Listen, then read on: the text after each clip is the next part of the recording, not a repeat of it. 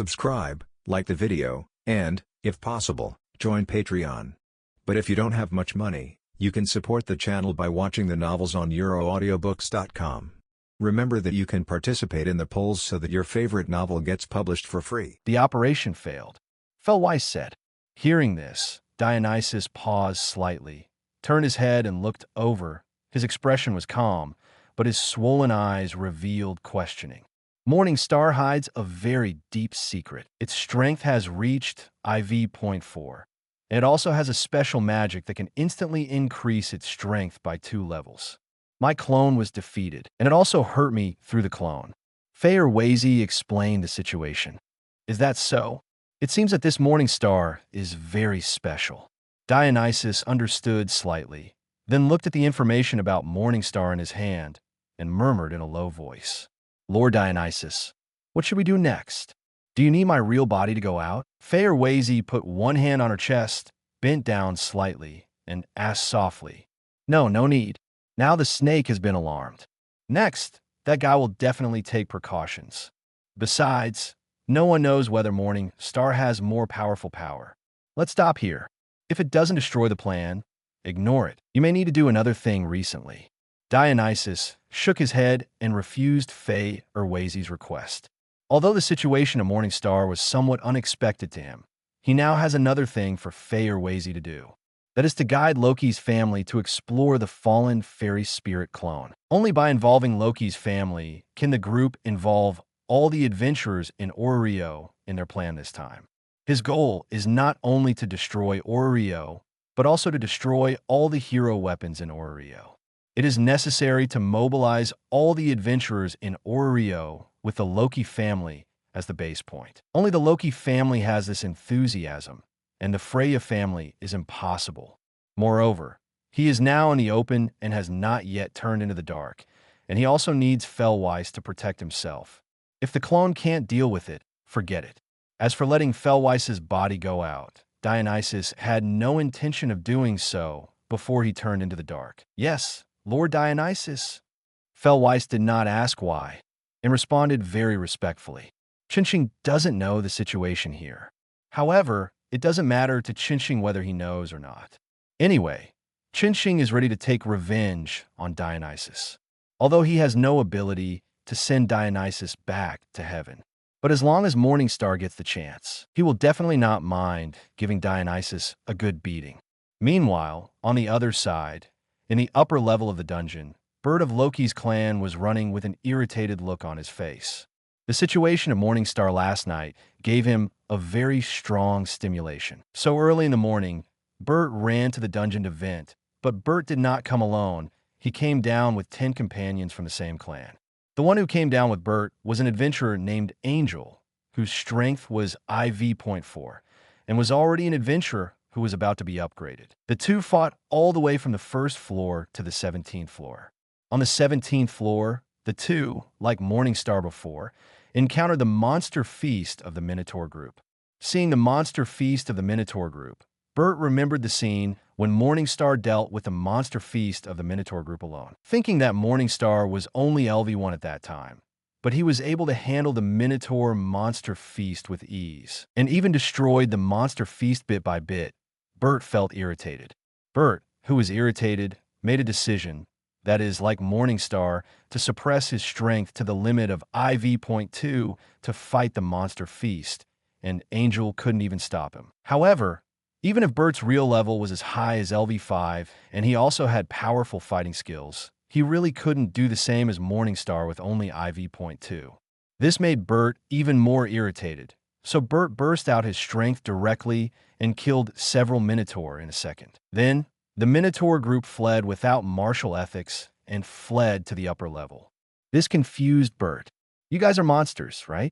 How can you run away? However, despite the complaints, Bert still started the pursuit as soon as possible. Because of the large number of them and the extensive passages, even though the two were the fastest among the Loki family, they still inevitably left behind several Minotaur. The two searched for the traces of these Minotaur in the upper layer. After spending several hours, the two finally killed several Minotaur and only one was left. At this time, the two were looking for the last Minotaur. I really don't know what stimulated Bert to suppress his strength and fight the entire monster feast alone. Now, the Minotaur was scared and ran up to make trouble. Angel complained while running. However, it was a pity that Angel heard a panic scream. 267, it sounded like a girl. And Angel also heard the voice of the Minotaur from the scream of this girl. Angel rushed to the direction of the sound source as soon as possible. After several turns, Angel finally found the Minotaur, the female adventurer who was being chased by the Minotaur. Without any hesitation, Angel rushed over at the fastest speed and kicked the Minotaur's head to pieces. Blood spilled all over the ground, and also spilled on the face of the female adventurer who was chased and sat on the ground and kept retreating. Looking at the female adventurer in front of her, who looked like a tomato, Angel's eyes twitched. "I'm so sorry. If you're okay, leave here quickly," Bert said lightly, then put his hands in his pockets and left quickly. The rescued female adventurer sat there in a daze, watching Angel's figure quickly disappear in the passage. After a while, the female adventurer on the ground came back to her senses, and her bloody face was not only not afraid, but a bright smile appeared on her face. Then, joyful laughter echoed in the passage, and the girl staring at the bloody face ran forward happily, all the way to the ground.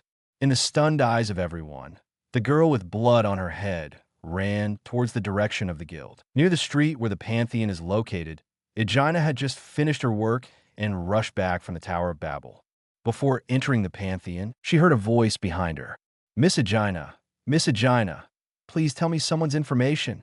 Aegina turned her head and saw that the new adventurer girl who had just become her responsibility in the morning was running towards this side, happily, with blood on her face. "Belle, what happened?" Looking at the girl in front of her, Aegina's explosion sounded throughout the street. "P.S. Change Belle to Lily. There must be an existence that can be pinned on one's longing. If you still feel disgusted like this, then I have nothing to say. If you still change it like this, I don't have to write down my plan." Chapter 63. Chan Xing gets angrier the more he thinks about it, and Bayer gets down on his pedestal. "Are you saying that the sword princesses of Loki's family came to see me? Why did they come to see me?" After returning to the library, Hestia noticed the change in Morningstar's clothes and became worried about her situation. However, after Morningstar repeatedly assured her that everything was fine, Hestia was relieved. Soon after, Morningstar got this information from Hestia and was confused. "Who knows? They didn't say why they came.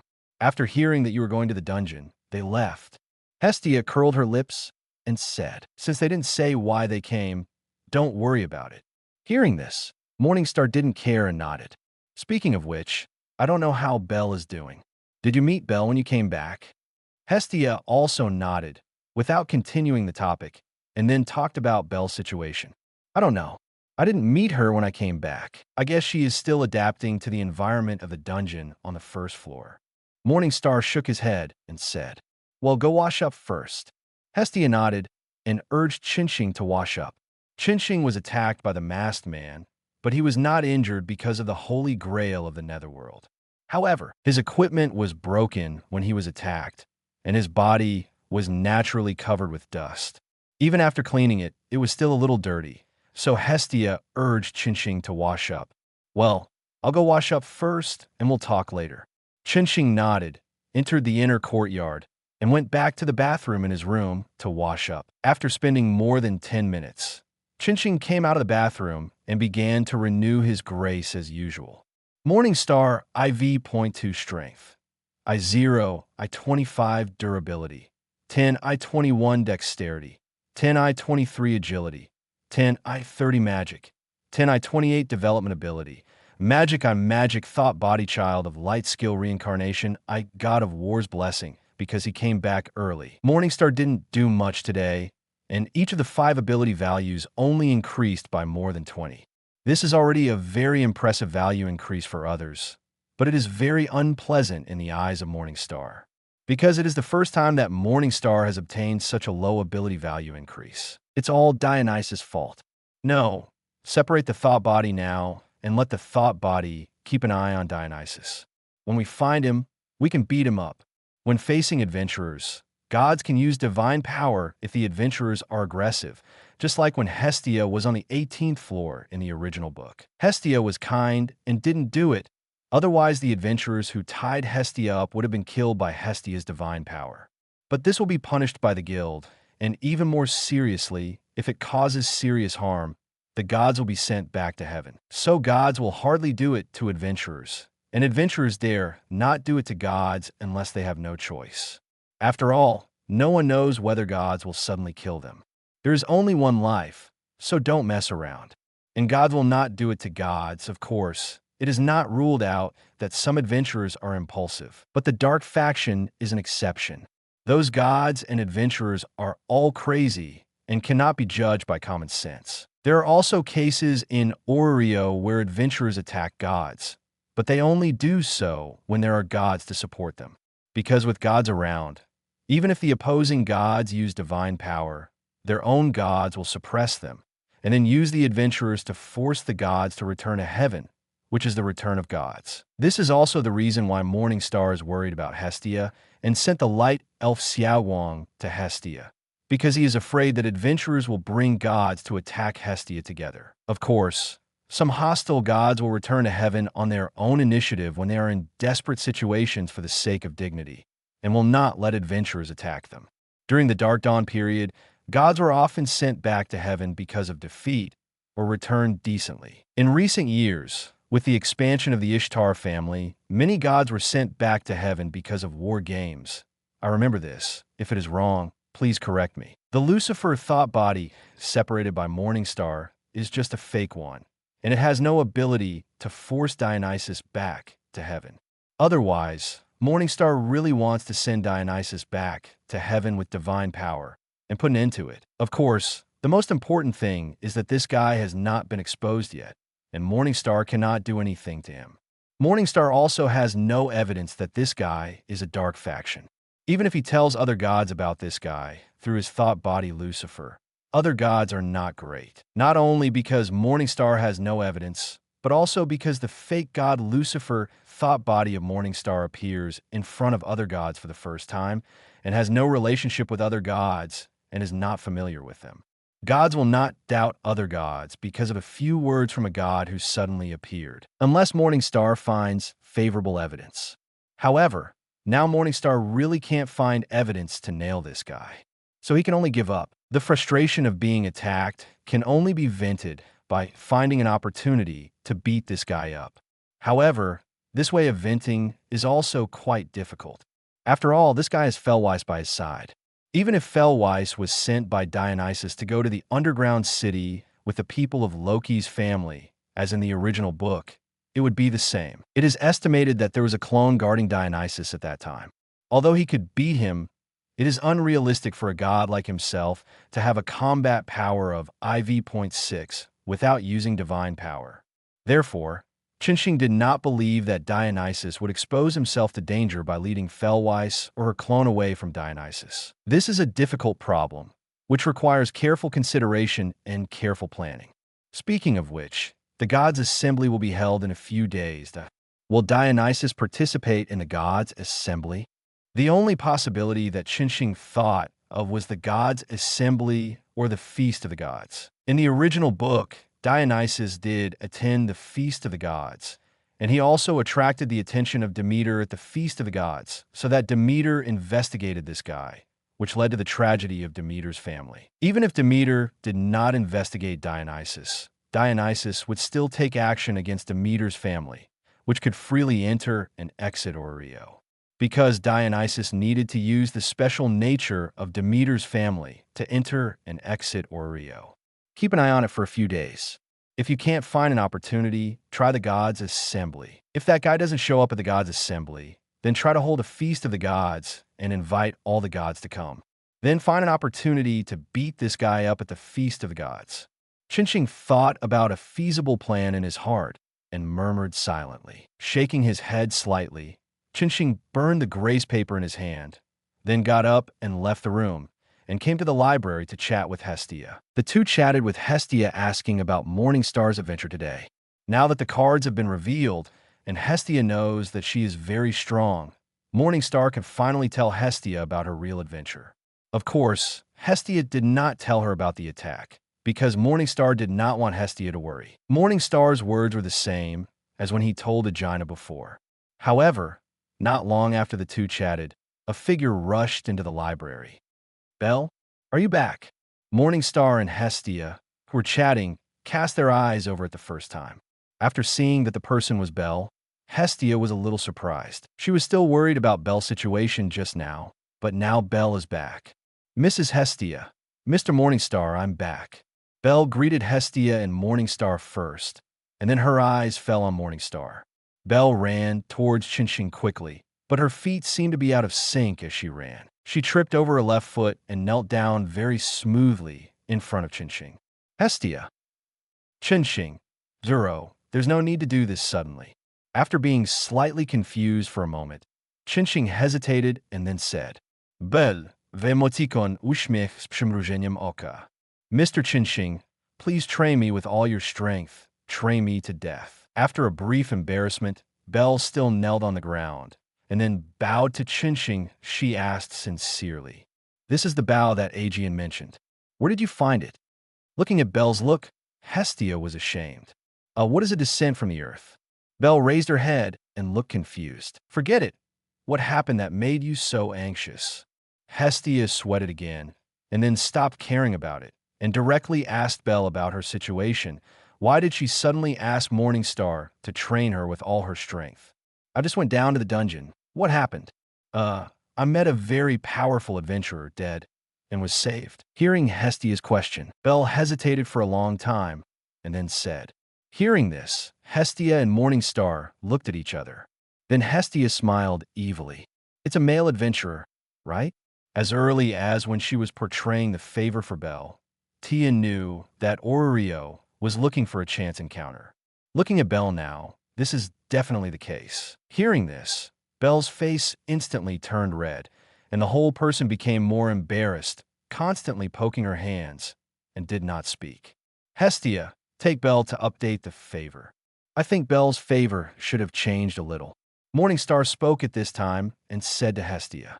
Morningstar now understands the situation. Belle probably met the adventurer she loves, just like in the original book, but she doesn't know who it is. However, in this case, if I guess correctly, Belle should have obtained the skill of admiring with one heart. Of course, it is also possible that she has not. Let Hestia update the favor, and you will know. Okay.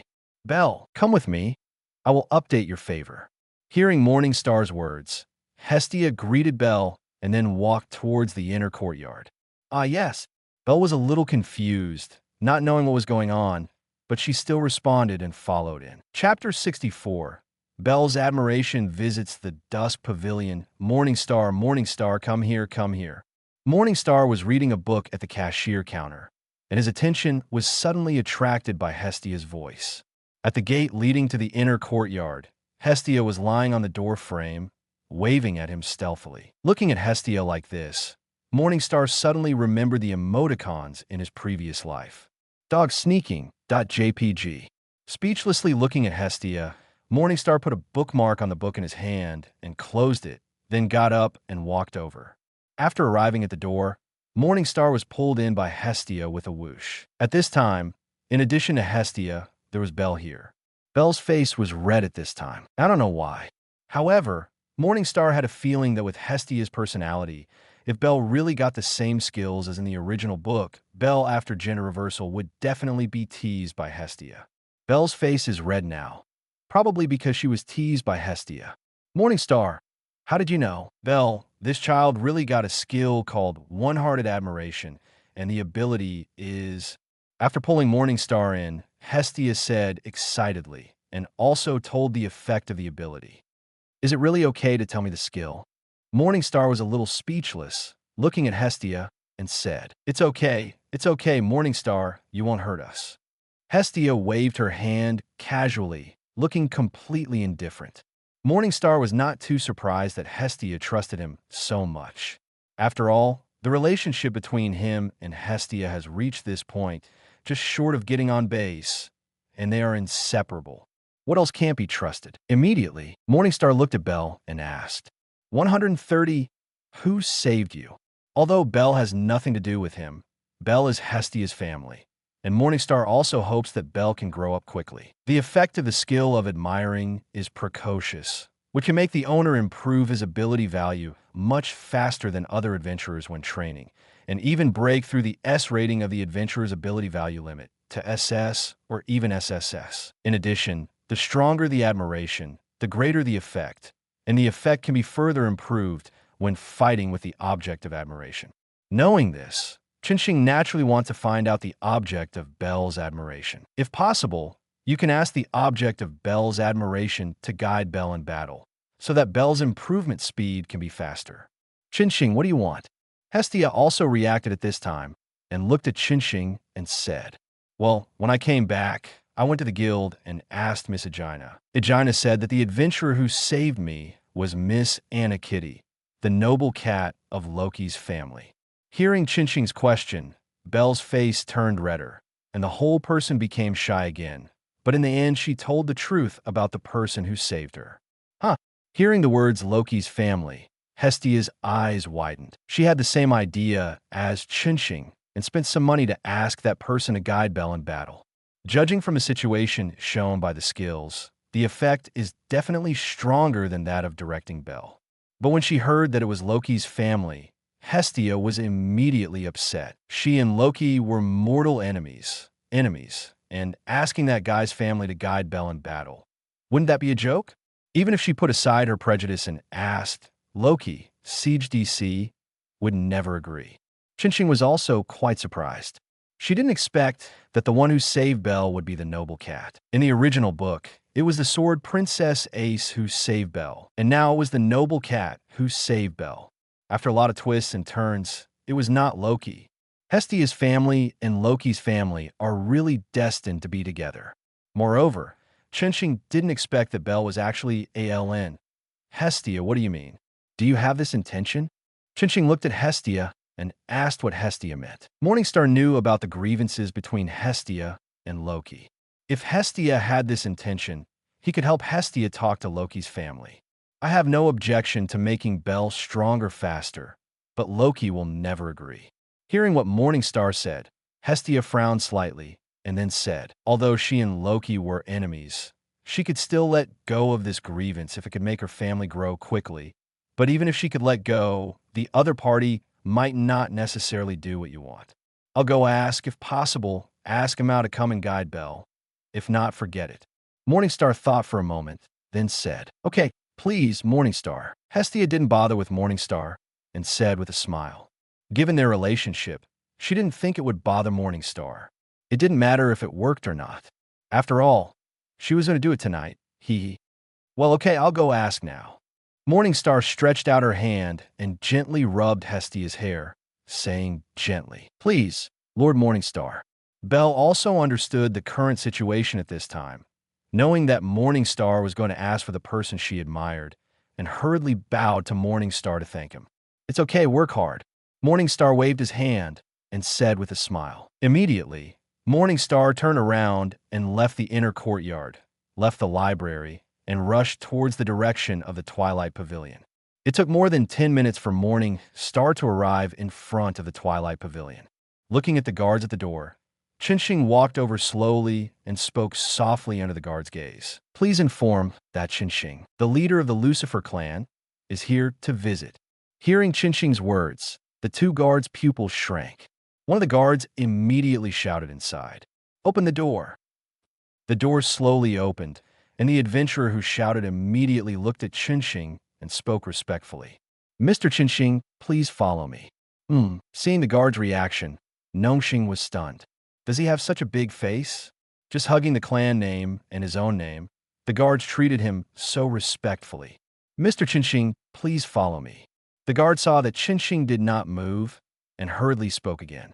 This time, Chinching did not continue to be dazed, nodded and followed the guard. Under the guidance of the guard, Chinching was invited to a spacious reception room. Mr. Chinching, please wait here. I will go to inform you now. After leading Chinching to the reception room, the guard said respectfully to Chinching, and then turned and left, leaving Chinching sitting on the sofa with suspicion. What happened? Looking at the door, Chinching frowned slightly, thinking silently in his heart. This is the first time I have come to the Dust Pavilion. Why are the guards of the Dust Pavilion so respectful to me? Morningstar didn't know that just now Loki had already ordered that if Chinching came to the Dust Pavilion in the future, he would not need to inform him and come in directly. Unexpectedly, not long after she gave the order, Chinching came to the door. Just after the order was given, the guards really remembered it clearly. After hearing Chinching's name, they immediately invited Chinching in. Not long after the guards left, Chinching felt a violent vibration in the corridor outside. It was not an earthquake, but a vibration caused by many people stepping quickly. Chinching knew that it was definitely a member of Loki's family coming. Soon, after a wisp of dust, a figure appeared at the gate. Moreover, it seemed that because he couldn't stop, the whole person slid out a little. Ah, Brother Chinching, see you again. Although he slid out, the person who came soon appeared. It was Diana. Diana smiled and waved at Chinching and said hello and walked in while talking. See you again. Chinching smiled and replied. As soon as the voice fell, several figures appeared at the door. It was Dion, AC, and Loki lying on AC. At the same time, Chinching also heard the voice of the elf Lafia from outside. Wait for me, Inja. However, the figure stopped talking halfway and was replaced by a panicked voice. Mr. Burt, why did you pick me up? Hey, we meet again, Brother Morningstar. Morningstar. Hey, Morningstar boy. I was thinking of looking for you. Dion, AC, and Loki greeted Morningstar and walked in at the same time. As for who greeted whom, you can guess for yourself. We meet again. Morningstar nodded and replied again. Then his eyes looked behind the three people. Compared to Loki and others, Morningstar was more curious about what Lafia's panic shout was just now. Seeing Morningstar landed at the gate, Loki and the other four also looked over. In less than 2 seconds, 2 figures appeared at the door, but the new figures were a little special. What appeared was Bert and Lafia. Bert forked with one hand waist, while Sue Fei was a little embarrassed, because she was held by the collar by Bert's hand. After seeing everyone's eyes fall on her, Lafia was embarrassed to the point of not being able to face anyone. She covered her cheeks and dared not look at everyone, and kept shouting, Mr. Bert, put me down quickly. Tis. Bert put Lafia down according to Lafia's wishes. Then, Bert looked at Chinching and frowned slightly. Are you Chinching? Yeah. First meeting, Mr. Bert. My purpose this time is to find the noble cat, Miss Anna Kitty. Chinching smiled and nodded, and then went straight to the point. 5 Bert, huh? Why are you looking for that stinky cat? Chapter 65 Bert's request facing everyone's surprise. Chinching gently explained his intention. Now it was Loki's turn to be confused. After coming to his senses, Loki exploded without hesitation. Let Angie guide Hestia's family. Were you kidding? Loki looked at Chinching with anger, his eyes full of contempt. Loki didn't know why Chinching chose Bert to guide Hestia's family members, but Loki could tell Chinching clearly that it was impossible. She and Hestia were enemies, and Hestia actually wanted her family members to guide her family members to fight. What a beautiful thought. Brother Chinching, you really said something incredible. Diana also felt that what Chinching said was too exaggerated at this time. If it was before, she didn't think there was anything wrong. There was no saying that the families could not guide other families. It depends on personal preference. But after the monster festival a few days ago, they all knew that the goddess named Hestia was a mortal enemy of their main god, or in the words of some people, an enemy. In this case, it was impossible for Morningstar to get Loki to agree to this matter. Diana is right, Brother Morningstar. This is impossible. Dion also nodded and said gently, well, everything depends on human efforts. How can we know if Loki will agree if we don't try it? Facing the kindness of the two, Morningstar smiled and replied.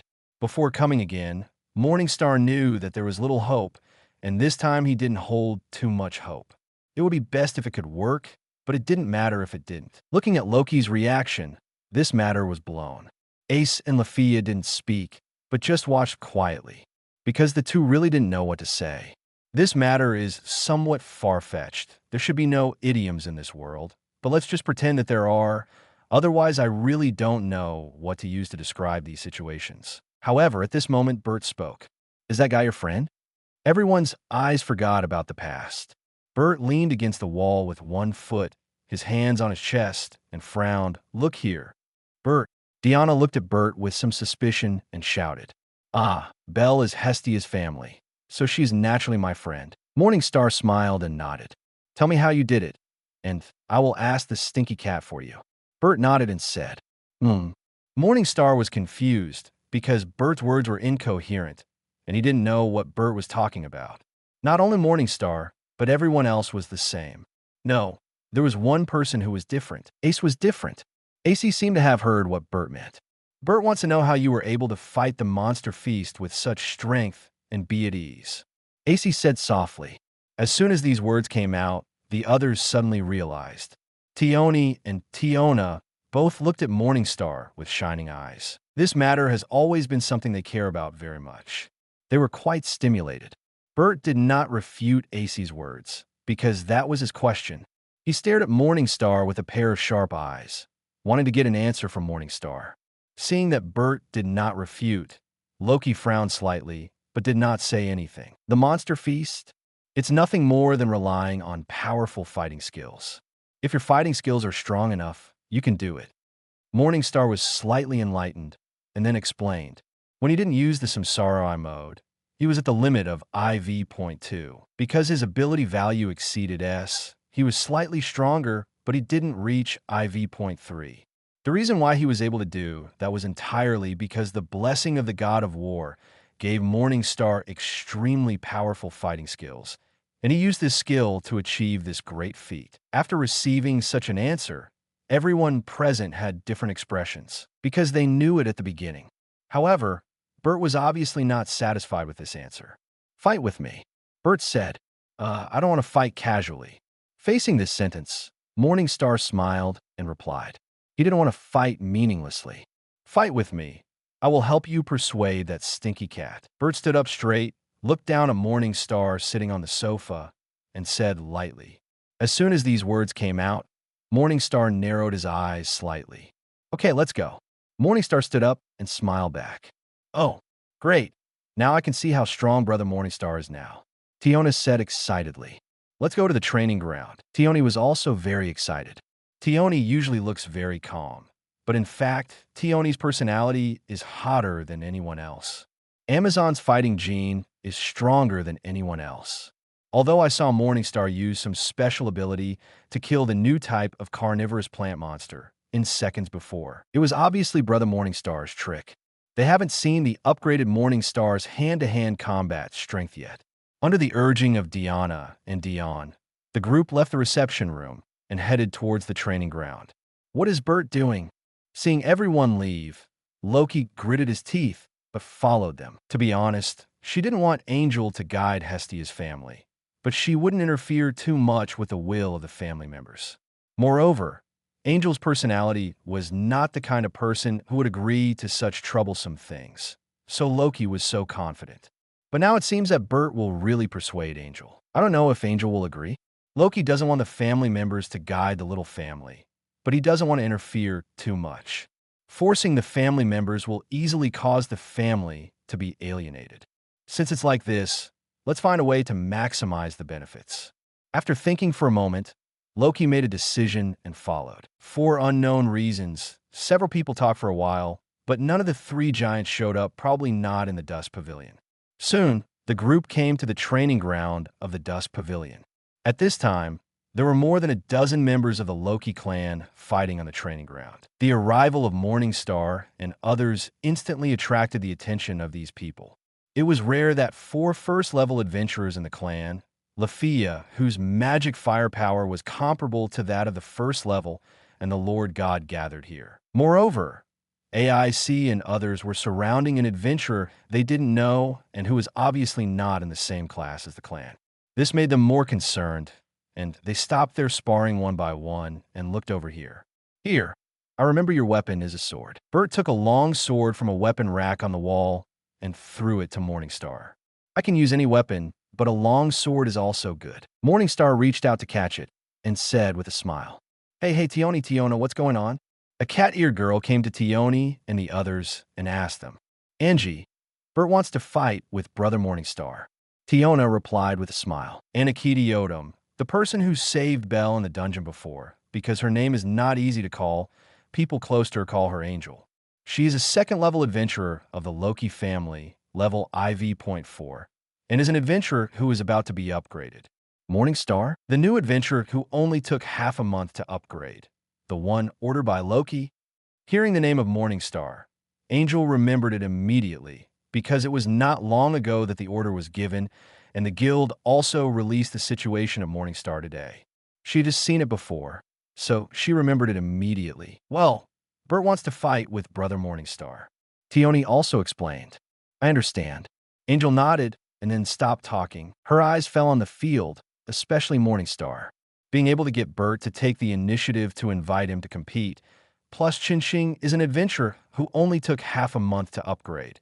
Angel is also very interested in Qinxing and wants to know what is special about Qinxing. However, Angel's attention is on the field, while Dion and others' eyes are always on her.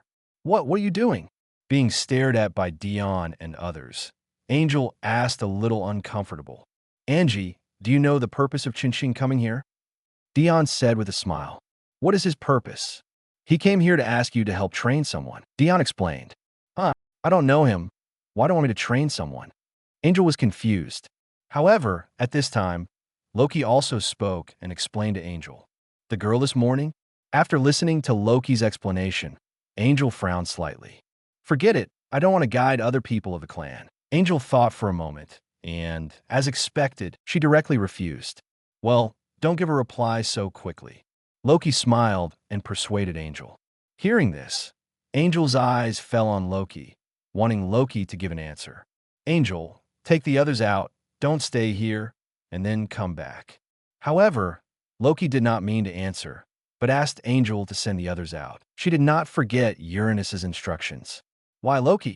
Angel frowned when she heard this and raised an objection to Loki. Others also looked over and cast suspicious eyes one by one. This is an order, Loki said with a smile. Hearing this, Angel stopped asking, and the same was true for others, because Loki usually doesn't speak in this way, let alone give orders. Once a person gives an order, it means that it must be executed and no rebuttal is allowed. Angel immediately sent everyone else out, and then walked back alone. Now you can tell me why, Loki. After coming back, Angel asked Loki the question in her heart. Well, you will know it later. This is something that only the first level of our clan can know.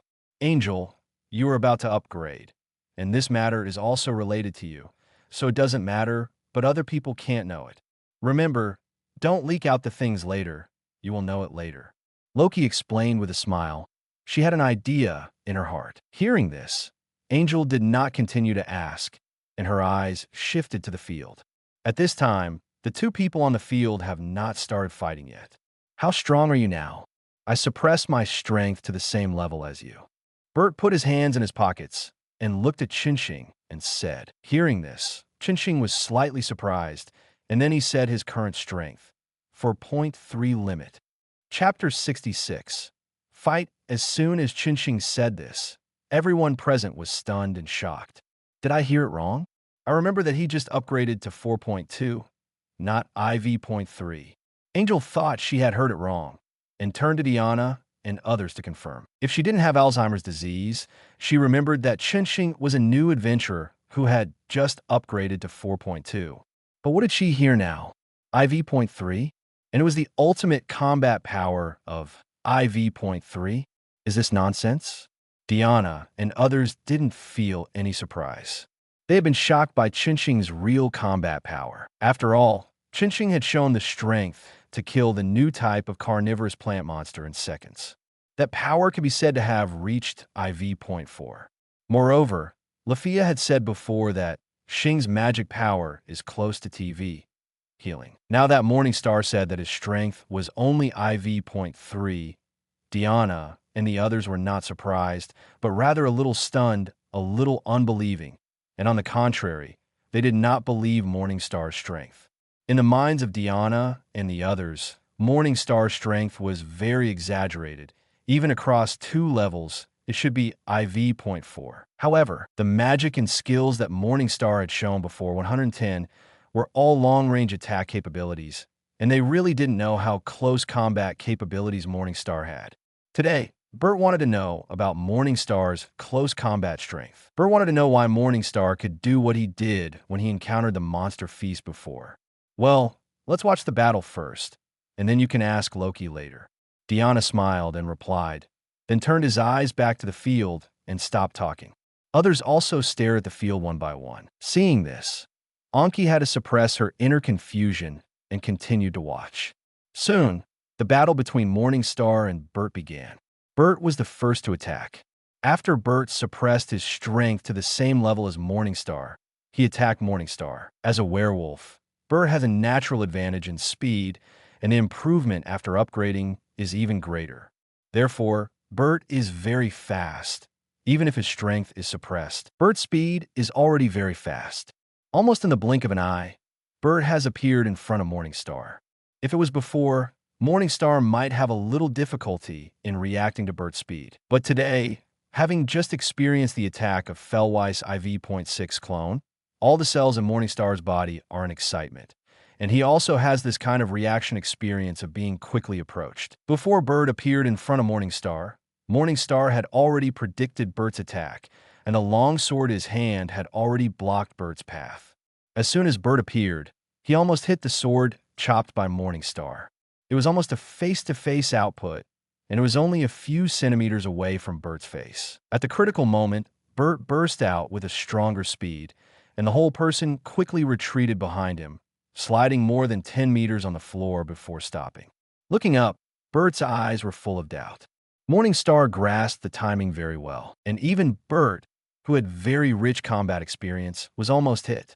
This is also the reason why Bert's eyes were full of doubt. Although he suppressed his strength, Bert thought that he had very rich combat experience and was much stronger than the new adventurer, Morningstar. But just now, he, who was experienced in combat, was easily controlled by Morningstar. If he hadn't burst out with more than IV.3 strength and speed, he would have been chopped down just now. Wow, Brother Morningstar grasped the timing of the battle too well. He launched a counterattack when Bert's speed exploded to the limit and he could hardly stop. Outside the field, Deanna, as a spectator, naturally saw the situation of the battle and praised him immediately. Well, even I can't find such a good time to attack. Tioni, who was standing by, folded his arms and agreed. What a strong combat experience. He can grasp the opportunity so well. Angel was also surprised at this time. No, Morningstar is not experienced in combat. In terms of combat experience, Bert is much more experienced than Morningstar.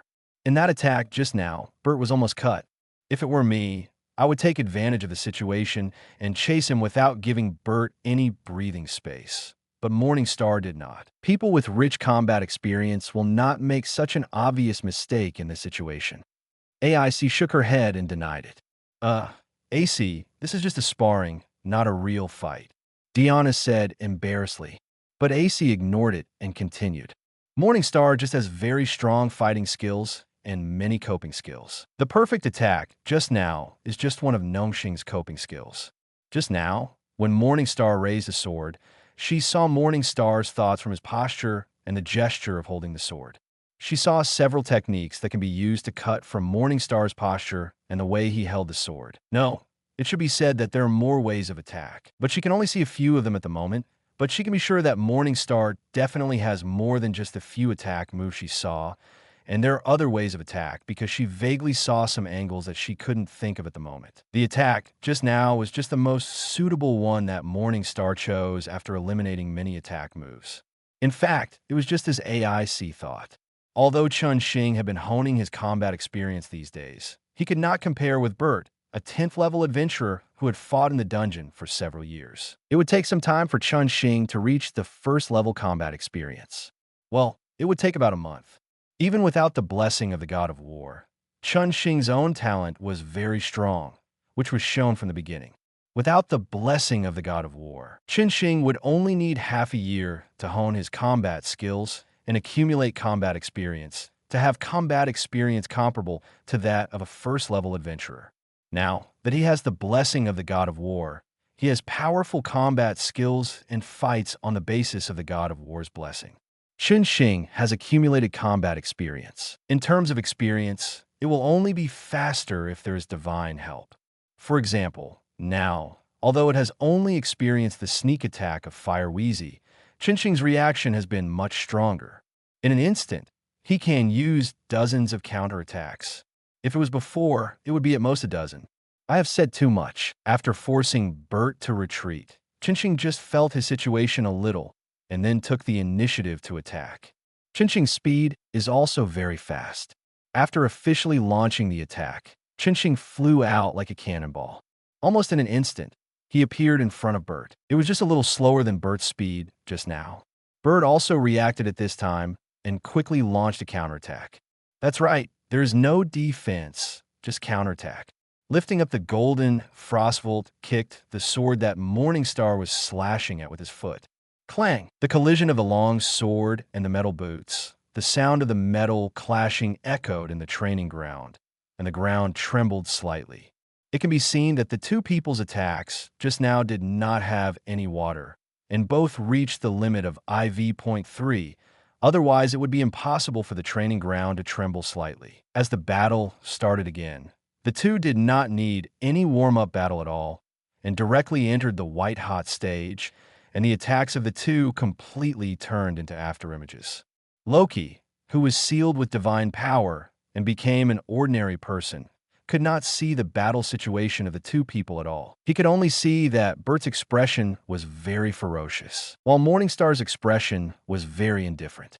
The two people kept launching attacks there, and the sound of the long sword and metal boots colliding echoed in the training ground. Looking at this scene in front of him, Loki narrowed his eyes, and the corner of his left eye twitched slightly. I can't see clearly, it's just 4.3. Why are you going so fast? Loki tried to open his eyes wide, but he still couldn't see the situation on the field clearly. Loki scratched his hair in annoyance.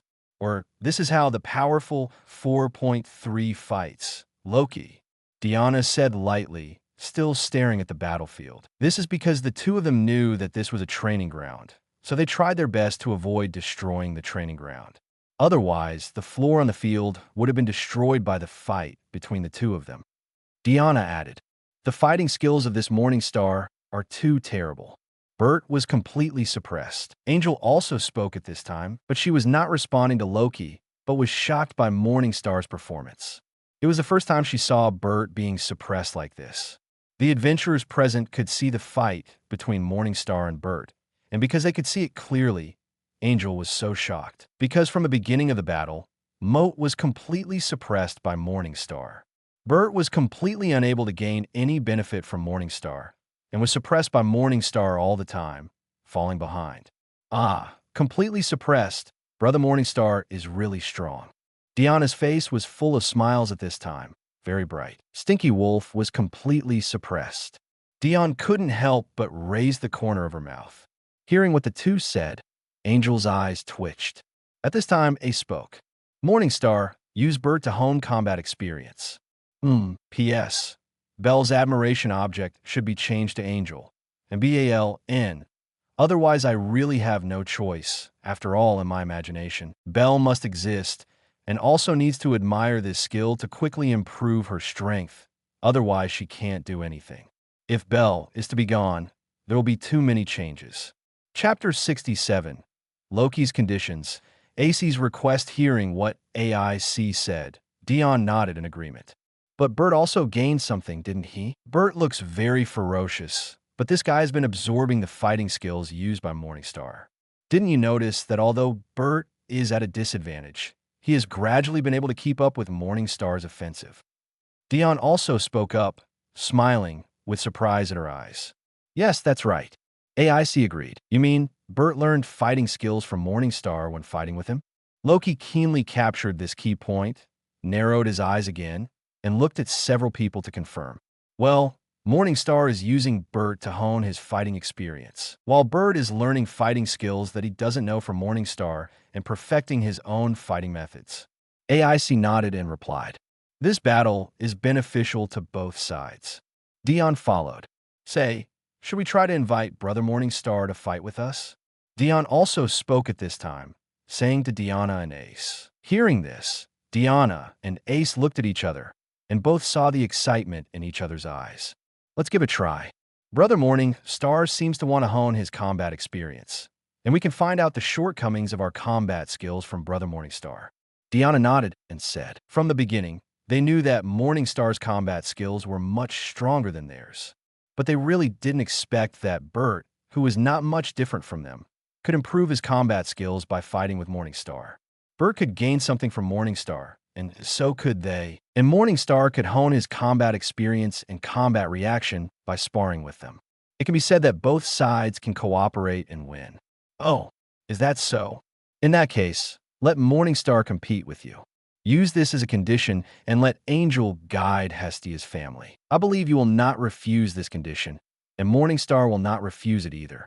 After listening to the conversation between the few people, Loki made the decision and looked at Angel, and Diana and others also looked at Angel after hearing this, because they found that Loki was right. This situation was obviously the best way for both parties. They didn't believe that Angel would not be tempted. As an IV.4 who was about to be upgraded, Angel was not much worse than them in terms of vision. In some places, she was more perceptive than them. Finn often asked Angel to deal with some group affairs. Seeing several people looking at her, Angel thought for a moment and then nodded. She also saw that fighting with Morningstar would definitely be of great benefit to her.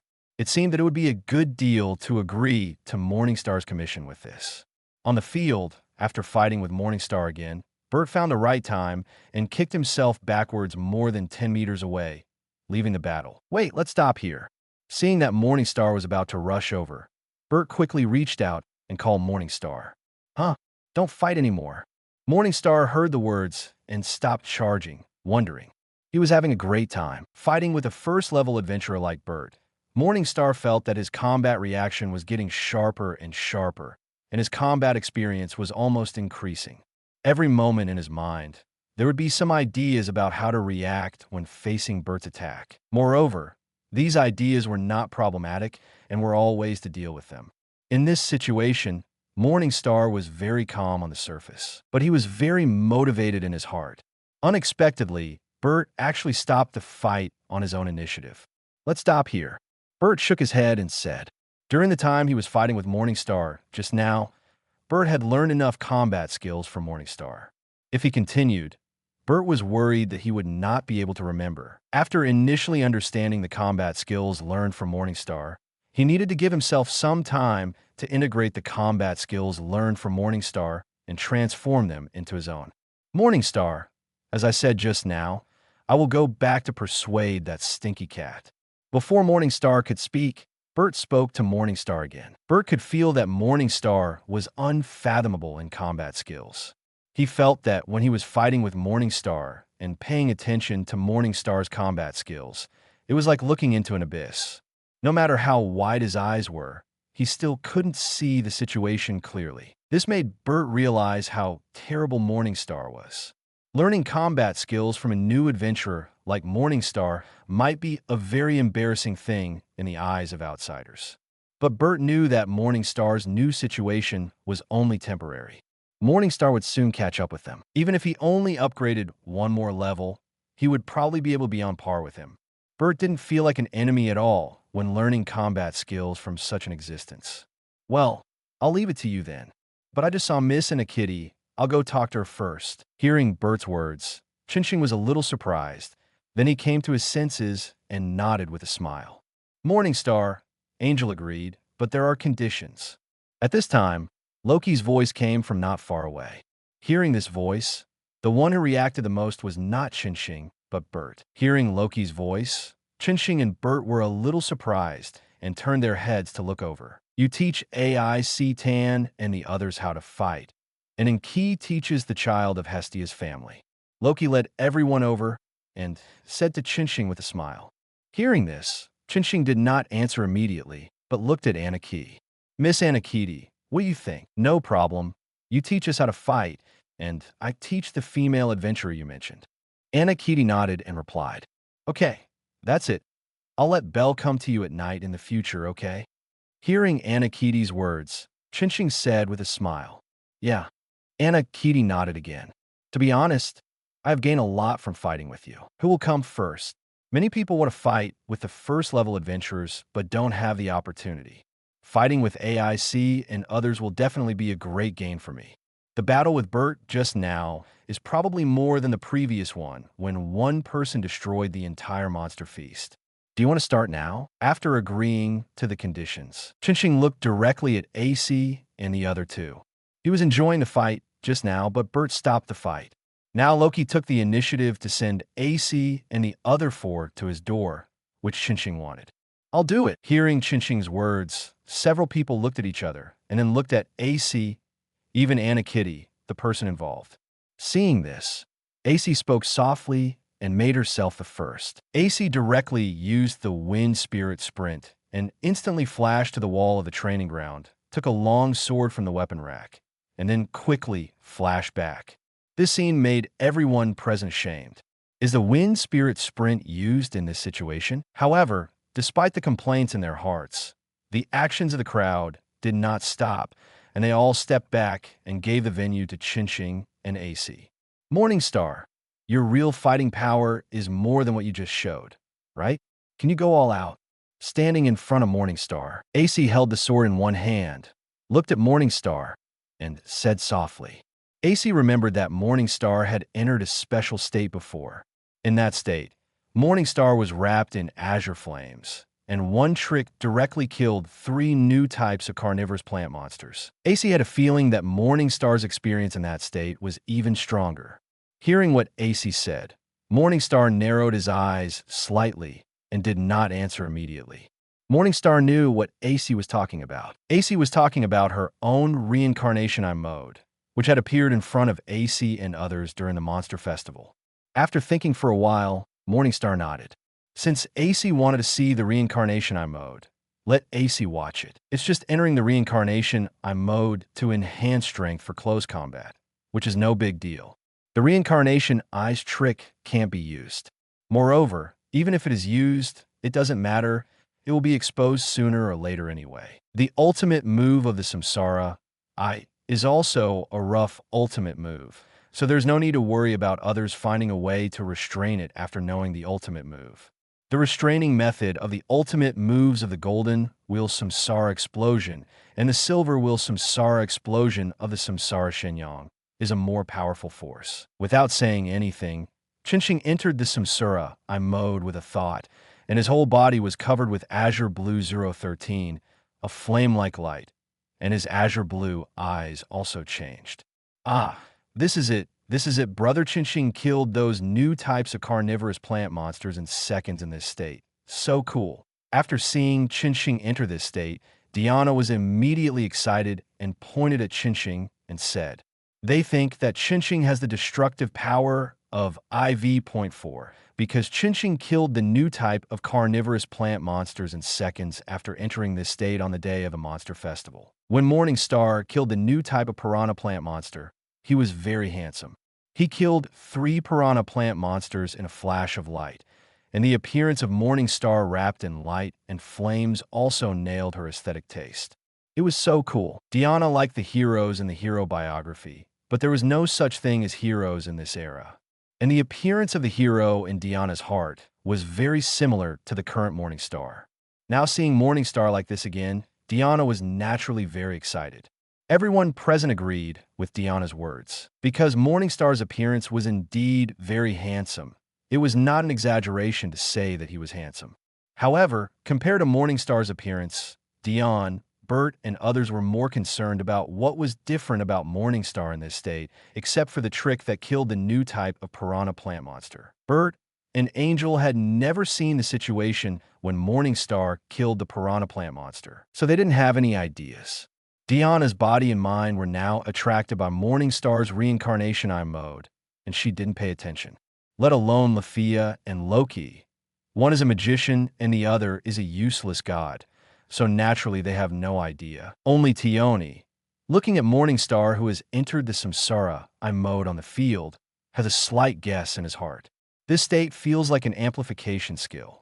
In this state, wouldn't Brother Morningstar's physical fitness have surpassed the level to 4.4? It's no wonder that Tioni has such an idea. because the skill of Morningstar to kill the new type of piranha plant monster in one shot was too strong. If the special move can kill the new type of piranha plant monster in one shot, then its own melee strength should not be too much. P.S. I have changed it. I'm honest, please let me go. Chapter 68. Master of Everything facts have proved that Tioni's guess is not groundless. Because Morningstar's physical fitness in the Samsara I mode is indeed as high as IV.4, and it is the limit of IV.4.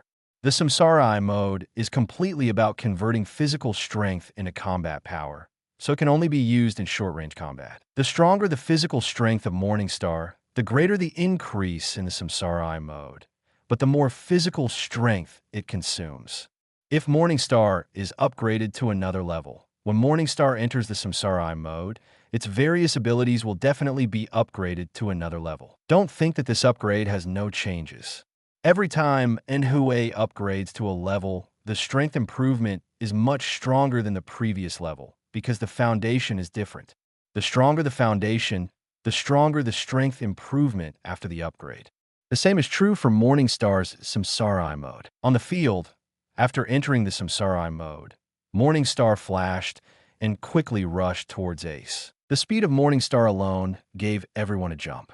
Because it was too fast, Morningstar's speed was much faster than before he entered the Samsara I mode. Diana and others saw the speed of Morningstar the first time. Morningstar's speed had reached the speed that an IV.4 adventurer should have, and this speed was also the best among IV.4. Sure enough, I guessed right.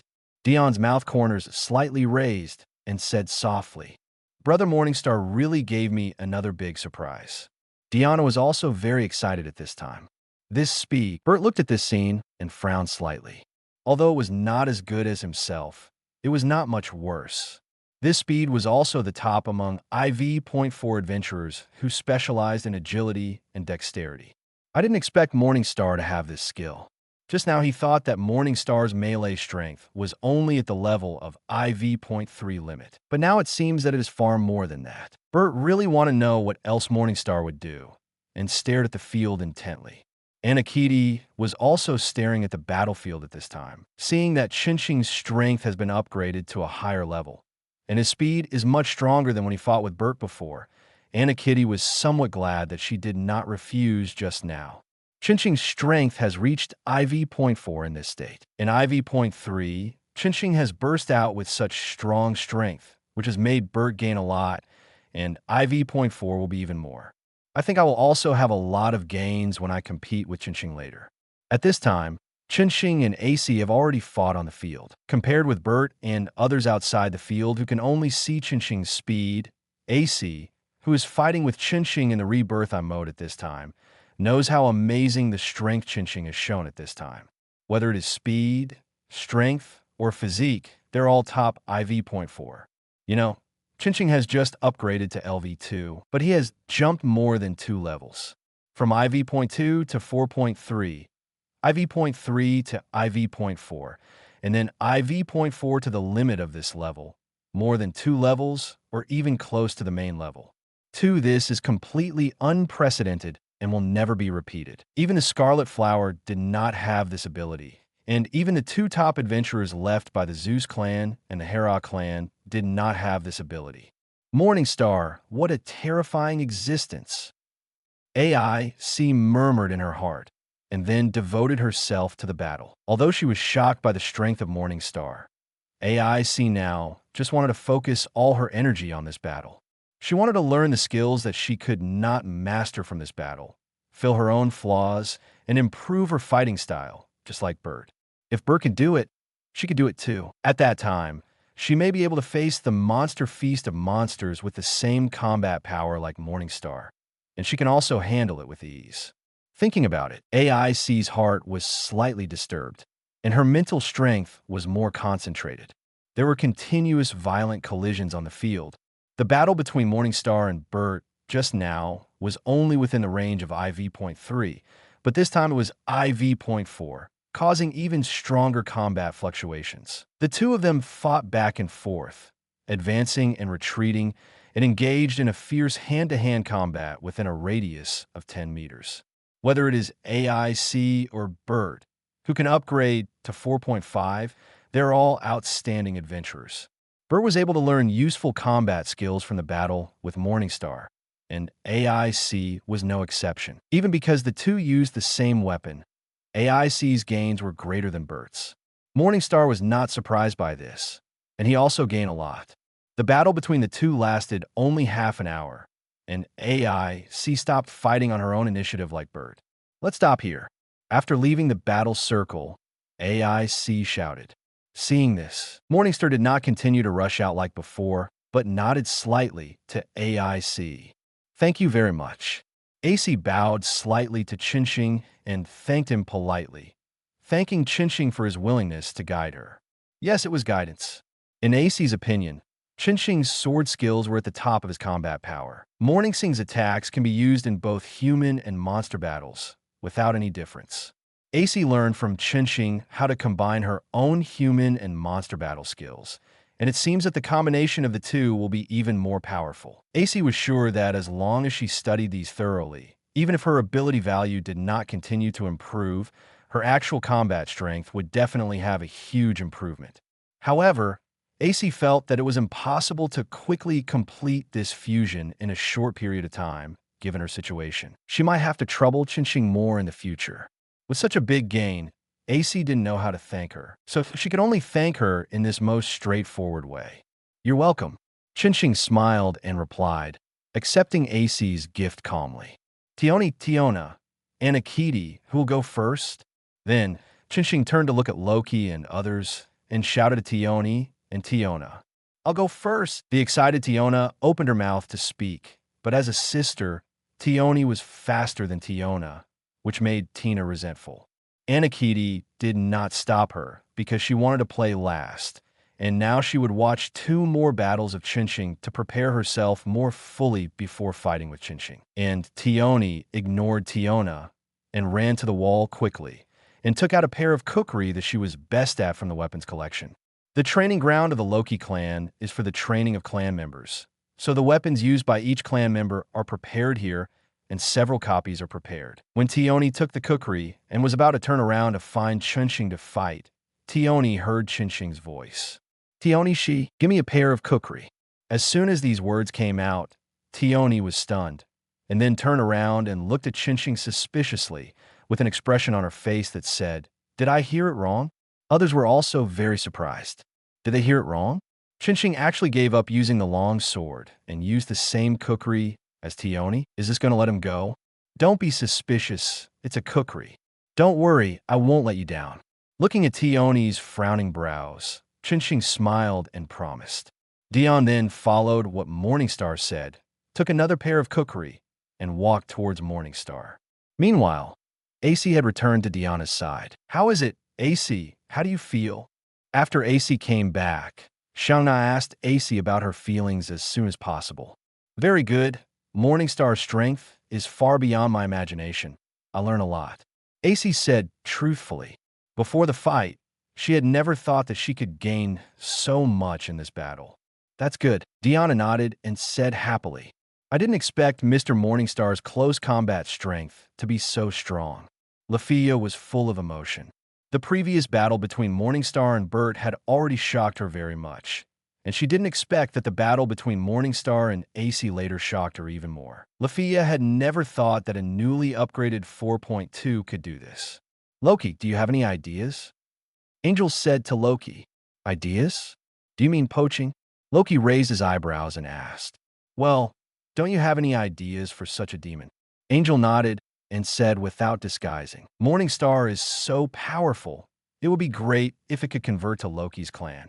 I have had it for a long time, and I'm looking for an opportunity now. Loki said with a smile. The most important thing for her now is to find Lucifer, the main god of Morningstar, and deal with Lucifer before coming to Morningstar. Otherwise, if Lucifer is not dealt with, even if Morningstar is willing, it will be useless if Lucifer does not let go. You can't just send Lucifer back to heaven, right? Although Loki is the god of mischief, she really can't do such a thing. She is very law-abiding. I feel relieved that you have this idea. Angel nodded and then said no more. Just then, the sound of weapons colliding came from the field, and everyone's eyes shifted over instantly. After seeing the situation on the field, except for Loki and Lafia, everyone else's pupils shrank. "What a joke," Bert said with gritted teeth. "Are you kidding me? Your sword skills are so powerful that even AC can't match them. Now you can even use the kukri so smoothly." Using the same kukri, Dion was suppressed at the beginning. Diana twitched her mouth, smiled dryly, and then muttered softly, "Loki, act quickly." Angel didn't say much, just urged him to dig Morningstar over as soon as possible, so that he could find Morningstar to learn from him at any time. After all, they would be companions by then. So powerful. Ace murmured in a low voice. What happened?" Was Dionyson suppressed? The elf Lafia seemed to understand. "You must be kidding. You guys can use a rare weapon like the kukri so powerfully?" The violent storm of attacks swept over, and Tione struggled to resist Morningstar's offensive, which was a bit unbelievable. Her weapon is the kukri. Although she sometimes fights with her fists, she fights with the kukri most of the time. So, she has mastered the fighting skills of the kukri, and it is also an IV.5 level fork. The kukri is an unpopular weapon in Oreo, and few people use it. Among the first-level adventurers, she is the only one who uses it. She can be said to be the undisputed #1 kukri in the whole of Oreo. But now, she was easily suppressed by Morningstar in the field she is good at. She now understands AI sees feelings. However, after the shock, Tione's mouth corners quietly curled up, and a wanton and rampant smile appeared on her face. "Come on, fight, Morningstar!" The face gradually became ferocious, and a violent gene in Tione's body broke out. Morningstar, W. Winky Face. Chapter 69. Tione's Self-Doubt. Lafia's Hesitation. D. Tione is an Amazon. She has a very violent temper, and she usually tries to suppress it. But now, after being suppressed by Morningstar in the use of the kukri, Tione went berserk. Tione went berserk. Tiona looked at this scene from a distance and laughed awkwardly. Her sister has always had a very violent temper, but she has been suppressing her personality because she has a crush on Finn. Only in some extreme situations, such as extreme excitement and extreme anger, will she let go of her suppression, and then she will go berserk. Is it okay? Lafia was a little worried. She had seen Tione's berserk scene, which was very brutal. When dealing with monsters, it was completely torn apart. She was worried that Tione would lose control of her power and hurt Morningstar. After all, no matter how strong Morningstar's fighting skills were, Tione was also an adventurer of IV.5. Jumping 2 levels was already very scary, and Morningstar couldn't jump 3 levels. No problem. Dion seems to be out of control, but she is controlling her power. She is not extremely angry now, but extremely excited. She wants to have a hearty battle. Angel comforted her with her arms crossed. That's it. Dion is not using the power of IV.5 now, so don't worry, Lafia. Diana nodded and smiled. The situation is indeed as Diana and Angel said. Dion is out of control, but she has been controlling her power. Dion's current outage is just for a hearty battle. It was the first time she encountered a being like Morningstar in the field of kukri. Fighting with the same weapon is a completely different feeling from fighting with other weapons. Come again. Come again. Come again. Clang. Clang. Clang. Bang. Bang. Bang. The sound of weapon 020, the collision of fists and feet, and Tione's roar were heard constantly on the field. The collision of kukri and the collision of flesh when fists and feet were added. Except for not using her own full strength, Tione can be said to have used all other means. While fighting with the kukri, Tione also used fists and feet to attack. As Tione's opponent, Chinching was not afraid at all, and his kicking attack was not as fierce as Tione's. To be honest, Chinching did not have any accomplishments in fists and feet, but Chinching had the blessing of the God of War. After obtaining the blessing of the God of War, Chinching used all the weapons once. With the blessing of the God of War, as long as Chinching used a weapon once, Chinching could obtain the most perfect fighting skills that these weapons should have from these weapons. Even if he puts down his weapon, Morningstar will not lose this combat skill. With such a natural benefit, How could Morningstar let this ability go to waste?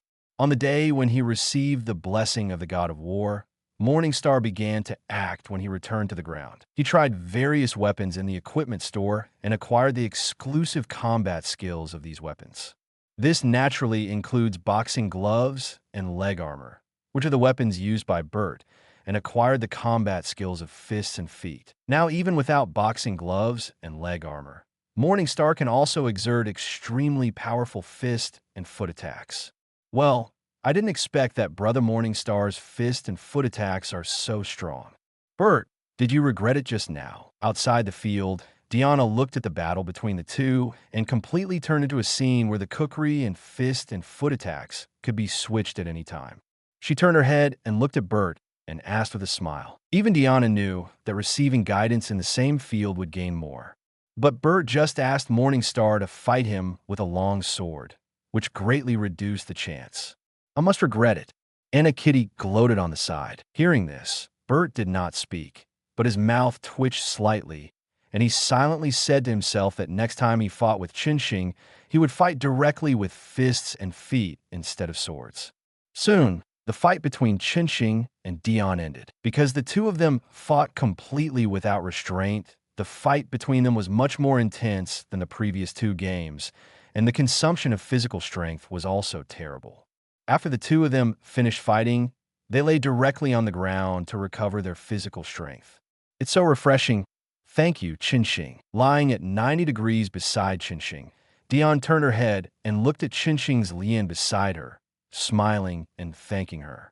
To be honest, she hasn't fought so happily against people for a long time. She has always dared to fight like this against monsters. Moreover, she gained a lot from fighting with Chinching. Whether it was the fighting skills of the cookery or the fist and foot attacks, she learned a lot. You're welcome. I also gain a lot. Chinching also turned her head and replied with a smile. Looking at Morningstar's face from a close distance, Dion didn't know why. Her expression was a little dazed. Yeah, come to think of it, since I fell in love with Finn, it seems that I haven't fought with others so happily for a long time. 10th level only dared to be so casual when fighting monsters. My personality has been suppressed all the time. Is it really good like this? However, at this moment, Deanna came over. How is it? Morningstar, do you need a rest? I have a potion to restore your physical strength. Do you want to drink it? Half squatting beside Morningstar, Deanna shook a bottle of potion in her hand and asked with a smile. Well, give it to me. Morningstar reached out to take it, drank it all, and then quietly waited for the recovery of this calendar. In a few seconds, Morningstar's physical strength was almost restored. The potion that Deanna gave looked quite advanced. Seeing that Morningstar had recovered, Deanna pushed Dion out of the field and then took two double-edged swords from the wall and walked over. After throwing one of them to Morningstar, Deanna couldn't wait to attack. The fierce battle began again. Today is a lucky day. In the corridor, after a battle, Deanna, who was full of joy, stretched lazily with a happy face. Indeed, it's quite enjoyable to fight with Morningstar. Dion nodded in agreement. Fighting with Morningstar, she really felt quite comfortable. Except for the strength that needs to be suppressed a little, the rest can be fought freely without worrying about hurting the opponent. Because Chinching's fighting skills are so strong that he can deal with all his attacks, and he can also learn and improve himself through fighting. Of course, the most important thing is that it is really fun to fight. She can't wait to fight Chinching again. However, she needs to integrate what she learned from the fight with Chinching just now. Indeed, I think that agreeing to Chinching's request is the best choice I have made recently. 11. As long as we continue, even if we don't upgrade, our strength will definitely change dramatically. Anna Kitty nodded and said with a smile. Well, Anki, I'll leave the child that Brother Chinching mentioned just now to you. Don't be perfunctory. Deanna nodded repeatedly and then asked Angel for help. She didn't want Angel to be perfunctory and not guide the child entrusted by Morningstar well. If Morningstar quits, then they will lose a lot. Don't worry, it won't happen. Since I promised, I will do my best. Angel nodded and said, I really envy you. Listening to the words of Dion, Deanna's sisters, and Angel, Lafia said with envy. Lafia, Didn't you say that Brother Morning Star has a strong attainment in magic? Next time, ask Brother Morning Star if you can exchange magic knowledge. Deanna looked over and suggested to Lafia. Is this okay? Will it be too much trouble for Mr. Morningstar? Lafia heard this and hesitated and whispered, Lafia, you are also very good. Don't be too proud of yourself. Don't forget, your magic firepower is IV.5, and you are not much worse than Brother Morningstar magic. Seeing Lafia so unconfident, Dion said to cheer her up. Brother Morningstar's magic firepower is only close to LV5. Don't underestimate yourself, Lafia. Angel also said. Listening to what the others said, Lafia was still a little hesitant. And at this moment, AIC, who had not spoken, suddenly spoke. Lafia, try it. Yes, AIC-san. Hearing AIC's encouragement, Lafia's inner hesitation disappeared instantly, and she said excitedly, Diana, Angel, Lafia really likes AIC. How could it be, Diana-san? Don't talk nonsense. No, it's not like that. I'm not saying that I don't like AIC. Diana's words directly made Lafia's mind a mess. Okay, Lafia, don't panic, calm down. Lafia, you stepped on my foot. Sorry, Nyon House. While AC and others were playing in the corridor, on the other side, Morningstar had returned to the library. Hestia and Belle were both in the library. Belle sat beside Hestia with a nervous expression, looking outside frequently. After seeing Morningstar coming back, Belle's eyes lit up immediately. Morningstar, you are back. How are you? Hestia naturally noticed the return of Morningstar and greeted her. Belle on the side stared at Morningstar nervously, as if she was worried about hearing bad news from Morningstar. It's done, Belle. When you come back every night, you can go to the Dusk Pavilion to find Angie, the noble cat, and let her guide you in fighting. Morningstar made a gesture to the two of them and said with a smile. Morningstar had now followed Diana and the others and called Anna Chikianki. Thank you so much, Morningstar. Hestia rushed directly to Morningstar. Morningstar quickly reached out to catch it and gently stroked Hestia's hair. Thank you very much, Lord Morningstar. On this side, after hearing the news she wanted, Belle was extremely excited and bowed 90 degrees to Morningstar and thanked him respectfully. Well, come on. Morningstar encouraged with a smile. Then, Morningstar patted Tia's wrist. Okay, Hestia, I have something to go in for a while. You come down first. Well, okay. Hestia jumped off Morningstar without hesitation. Morningstar nodded to the two and walked inside.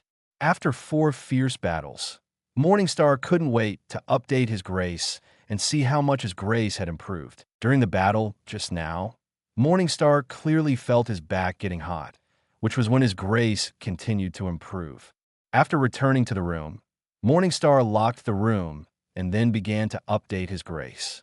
The azure light flickered in the dim room. Chapter 70. Huge improvement, Chef? Hestia takes the initiative Morningstar IV.2 strength. I-25 E456 durability. I-21 E489 dexterity. I-23 E479 agility. I-30 E499 magic. I-28 I-35 development ability. Magic on Magic Thought Body Child of Light Skill Run Shung I God of War's protection, even though he knew that his gains this time would definitely be great. He was still secretly shocked when he saw the changes in the ability values on the grace paper. Because it was just a sparring match, he didn't use magic, so his magic power almost didn't increase dash. But the other 4 ability values were each increased by more than 400, and the total ability value increased by more than 1,000. Morningstar himself didn't expect such a terrifying increase. If it weren't for AC and the others needing time to settle the fighting skills they got from me, I really want to continue to spar with them. But forget it, once a week will do. You can't chew too much, so I'd better not disrupt their settling. Chinching said to himself after burning the paper of favor in his hand. AC and the others learned fighting skills from him when they were fighting with him, and Chinching knew this from the beginning. Chinching didn't think there was anything wrong with this situation. Since he decided to spar with them, Chinching had already thought of this. Being able to learn the fighting skills of others in the battle with them is their ability, and he has no reason to reprimand them. Moreover, He also gained enough fighting experience in the battle with AC and others. Before, there were only fighting skills and fighting experience needed to be honed. Now, fighting with AC and the others can do this. AC and the others still need to settle to integrate these learned fighting skills. But Qinxing can directly use these fighting experiences for his own use. With powerful fighting skills and combat experience, Morningstar's strength has undoubtedly been improved. In addition, Morningstar's fight with AIC and others has also improved his own strength. Just as Dion and others thought, these battles are a win-win situation for Morningstar and Dion. After updating Grace, Morningstar came out of the bedroom and went outside. Where is Belle? As soon as he came out, Morningstar found that Belle was gone, and only Hestia was there, and then he asked. That girl, she went back. Hestia shrugged and said, Really? What do you want to eat tonight? Morningstar heard it and nodded, and then asked Hestia what she wanted to eat for dinner. Aren't I going to cook tonight? Hearing what Morningstar said, Hestia was a little confused. A few days ago, she felt that it was not good for Qinxing to cook all the time, so she volunteered to cook. After discussing with Qinxing, the two decided to take turns every 2 days and 3 days. She should be responsible for today's dinner. Why did Qinxing prepare to cook it herself? Well, I'm in a good mood, Qinxing said with a smile. How could I be in a bad mood? I improved my ability value so much in 1 day. Okay, I want to eat steak, Hestia said directly without being pretentious.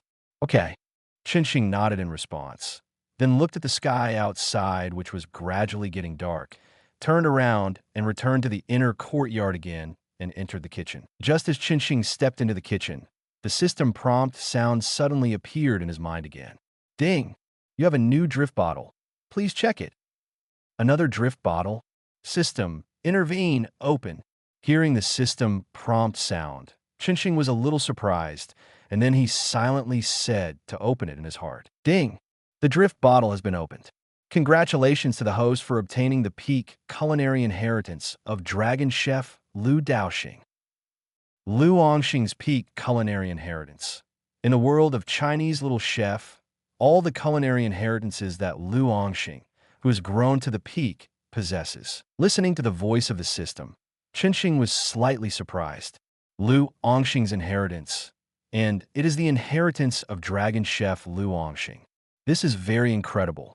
Without thinking, Qinxing accepted this inheritance. In an instant, a lot of information related to cooking emerged in Qinxing's mind, and with cooking came a perfect muscle memory and various abilities. Perfect muscle memory allows Qinxing to make any food without mistakes. And there are also various cooking abilities, which are all the cooking abilities that little chef Lu Ongxing learned on his journey to the peak. After receiving this inheritance, Qinxing slowly opened his eyes and was shocked. Qinxing really didn't expect that cooking skills were so profound. What a pity! It would be great if there were matching legendary kitchen utensils. Forget it, I can't chew too much. This terrible cooking skill is already very good, and I can't ask for more. Qinxing sighed slightly, but after sighing, he began to reflect on himself. Then, Qinxing walked towards the kitchen counter and started his first gourmet meal after obtaining the inheritance of the Dragon Chef. Because he had just obtained the inheritance of the Dragon Chef, as soon as he touched the kitchen utensils, Qinxing felt an indescribable excitement and directly took out all the ingredients in the refrigerator. In this excited mood, he directly made all the ingredients into dinner. When Hestia closed the library and walked into the kitchen outer room, she saw that the long table for eating in the kitchen outer room was filled with densely packed delicacies. Qinxing's kitchen is divided into an inner room and an outer room. The inner room is the real kitchen, and the outer room is the dining area with a long table at the waist. At this time, the long table was filled with delicious food, each of which was delicious and fragrant, and Hestia was almost drooling. Morningstar, it's only been 2 days. When did your cooking skills become so good? Just smelling the smell, I can't hold back. Hestia looked forward to it. She just said that she wanted to eat steak, but Morningstar actually made so much, and these looked very delicious. Hee, I just made it casually before, but I'm in a good mood today, so I made it seriously and made more. Morningstar said with a smile. I can't tell Hestia that my cooking skills were just like that before, and I have this peak cooking skills since today. But this is too much. Hestia frowned slightly and said speechlessly, "There are at least more than 20 portions of food on the long table. How can the two of them eat so much?" "Aha! Eat as much as you can. I'll find a way to deal with the rest." Morningstar touched his head awkwardly and said. Chinching couldn't really tell that he forgot about it, because he was so excited. "Well, since you've made so much, I'll take some to Belle and Hephaestus to taste, okay?" Hestia looked at the food on the table, thought for a moment, and then discussed with Chinching. "Okay, no problem." Chinching agreed directly, and then Chinching began to urge. "Okay, sit down and eat quickly." "Yeah, I can't help it." Hestia nodded repeatedly, then sat down quickly, picked up the chopsticks, and started eating. When she started eating, Hestia realized that color, fragrance, and taste were really not adjectives, but facts. It was the first time she had eaten such delicious food, and she felt that her life as a god for hundreds of millions of years was in vain. She now regretted that she had volunteered to share the task of dinner with Chinching before. Looking at Hestia's wolfing down, Chinching also sat down and started eating. It must be said that the food cooked by Chef Long is delicious. Even though these dishes are made by Chinching himself, Chinching tasted them just now, but now when he eats them, he still feels as happy as if he is in the clouds. Neither of them spoke, and quickly swept the dinner on the table. While eating, Hestia suddenly raised her head and looked at Chinching awkwardly. "Hey, Chinching, how about I leave dinner to you in the future?" Looking at Chinching, Hestia laughed dryly and said, after eating such delicious food, Hestia felt that it would be difficult for her to eat other food in the future. "Are you afraid that you won't be able to eat it in the future?" "Hestia, you have to adapt. I have to go to the dungeon, and I have already conquered the 21st floor. I will often go there for 2 or 3 days in the future. I won't have time to cook for you then." After hearing what Hestia said, Chinching immediately understood Hestia's idea and said with a smile, "Ah, that's right, Chinching, you still have to explore the dungeon." This answer made Hestia a little disappointed. It's a pity that such delicious food can't be eaten often in the future. But I promise you that when I'm at home in the future, I will take care of all the meals. Looking at the lost Hestia, Morningstar smiled and comforted her. "Well, good." Hearing this, the smile on Hestia's face reappeared, and it was very bright. Soon, the two of them cleaned up the dinner on the table. As for the rest, the two really couldn't eat it. Hestia covered her abdomen and looked at the food on the table with regret. She wanted to continue eating, but she really couldn't eat it. "Morningstar, as I said just now, I will pack up the rest and bring it to Belle and Hephaestus to taste." Hestia looked at Morningstar and said to Morningstar, "Well, okay, I'll help you." Morningstar nodded and said. Then the two began to pack up. After helping Hestia pack dinner, Morningstar chatted with Hestia for more than 10 minutes, and Hestia left the library with a packed wooden box. Morningstar cleaned up the kitchen and returned to his room. After washing up again, Morningstar leaned on the pillow and started reading a book. This reading lasted for 2 hours. During this period, Hestia had returned to the library and returned to her bedroom. After reading for 2 hours, Morningstar was ready to go to bed. However, at this moment, Morningstar, the door of Chinching's room was gently opened. "Hestia?" Chinching was slightly puzzled as he looked at the head that popped out of the door. It was so late. Why did Hestia come to see him? However, Hestia did not answer Chinching, but walked in, closed the door, and even locked it from the inside. Seeing this scene, Chinching was startled and had a premonition in his heart. Sure enough, after locking the door, Hestia said nothing and walked towards Chinching with a slightly red face. After coming to Chinching's bedside, Hestia stretched out her hands and held Chinching. "Chinching, I like you." 1. Chapter 71. Free Meals, New Magic. Son of Darkness, Chinching didn't expect Hestia to be so proactive. Originally, Chinching thought that it would take at least several months for their relationship to change. As a result, it happened so abruptly. In the past 2 days, Chinching didn't go to the dungeon, but stayed in the library with Hestia. In the past 2 days, Hestia enjoyed the feast of food brought by Chinching. She asked Chinching to cook whatever she wanted. Moreover, Something happened in the past 2 days that made Chinching laugh and cry. On the second night, Hephaestus and Chun came to the library. Kun. Chinching was a little surprised when he saw the two of them. Hey, I'm here to eat, Chinching. Chun smiled and waved to Chinching. Hearing this, Chinching looked at Hestia with some confusion, and Hestia looked at Hephaestus with confusion. I ate the food you brought that night with Chun, and after that she kept asking me where I bought the food. I couldn't stand the noise, so I had to bring her here. I'm so sorry, Hestia. Seeing Hestia's eyes on her, Hephaestus was a little embarrassed and explained in a nonsense way. What? You ate it so deliciously at the beginning. After hearing this, Chun did not refute, but curled her lips. Her words were full of disgust and contempt for Hephaestus. Hephaestus was obviously also very tempted, but she always looked calm. But Chun, who knew Hephaestus very well, knew that this guy was as greedy as herself, but just didn't want to take action herself. She simply didn't have any girl's reserve, and directly quarreled with Hephaestus for a whole day, asking Hephaestus to tell her where she bought the food. The result surprised Chun. She didn't expect that the food was made by Chinching. So Chun immediately ran to Chinching to get a free meal. As Chinching's exclusive forger, it was no problem to get a free meal here. As a result, Hephaestus followed. Hestia laughed at Chun's words.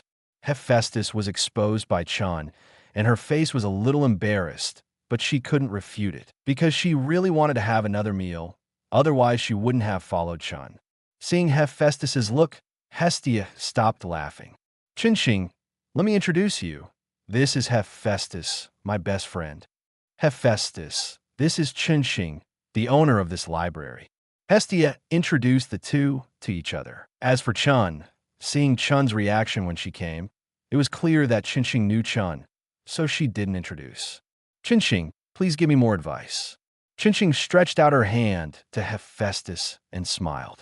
I've heard of you for a long time, Morningstar. I'm Hephaestus. Please teach me. Hephaestus also reached out her hand and shook it with Morningstar and replied. She knew about Morningstar's consultation 2 days ago. She was very curious about Morningstar's existence, and she also knew that Morningstar was the adventurer that Hestia had always mentioned.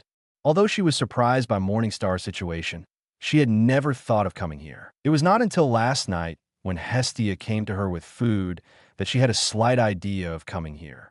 But she did not implement it immediately. It just so happened that Chun came to ask her about the source of the food, so she followed along. Morningstar, you should know why I'm here. Hurry up, I can't wait to enjoy the feast. No problem. Looking at Chun with an expectant face, Morningstar nodded slightly. Hestia, you entertain them. I'll go prepare dinner. Morningstar told Hestia, then nodded to Tsubaki and Hephaestus and went into the kitchen. No problem, Morningstar, prepare more. Hestia shouted on tiptoe. Then Hestia began to entertain Hephaestus and Tsubaki. Hey, Tsubaki, how did you get to know Morningstar? After arriving in the living room, Hestia made 2 cups of black tea for the two, then looked at Tsubaki curiously and asked Tsubaki, I'm Morningstar's exclusive forger. Tsubaki smiled and told the story of how he met Morningstar and signed a contract with Morningstar to become a special forger. After listening to Tsubaki's story, Hestia and Hephaestus were both a little surprised. To be honest, I never thought that Morningstar was only IV.1 at that time. After all, the weapon used by Morningstar was not used to deal with IV.1 monsters. It is almost impossible to cause wear and tear on third-level weapons. Monsters above IV.2 are the most likely. At that time, I thought Morningstar was IV.2. I didn't expect Morningstar to be only IV.1, and now it is only IV.2 after upgrading. After telling the story of how he met Morningstar, Tsubaki sighed. I really met an incredible contractor. After sighing, Tsubaki was grateful for his luck that he could meet an adventurer with such terrible talent and potential as Morningstar. Under the current situation, if nothing unexpected happens, Morningstar will grow up soon and will definitely attack the deeper levels and the floors after the 50th floor. At that time, as Morningstar's exclusive forger, she could follow Morningstar to the deeper layers.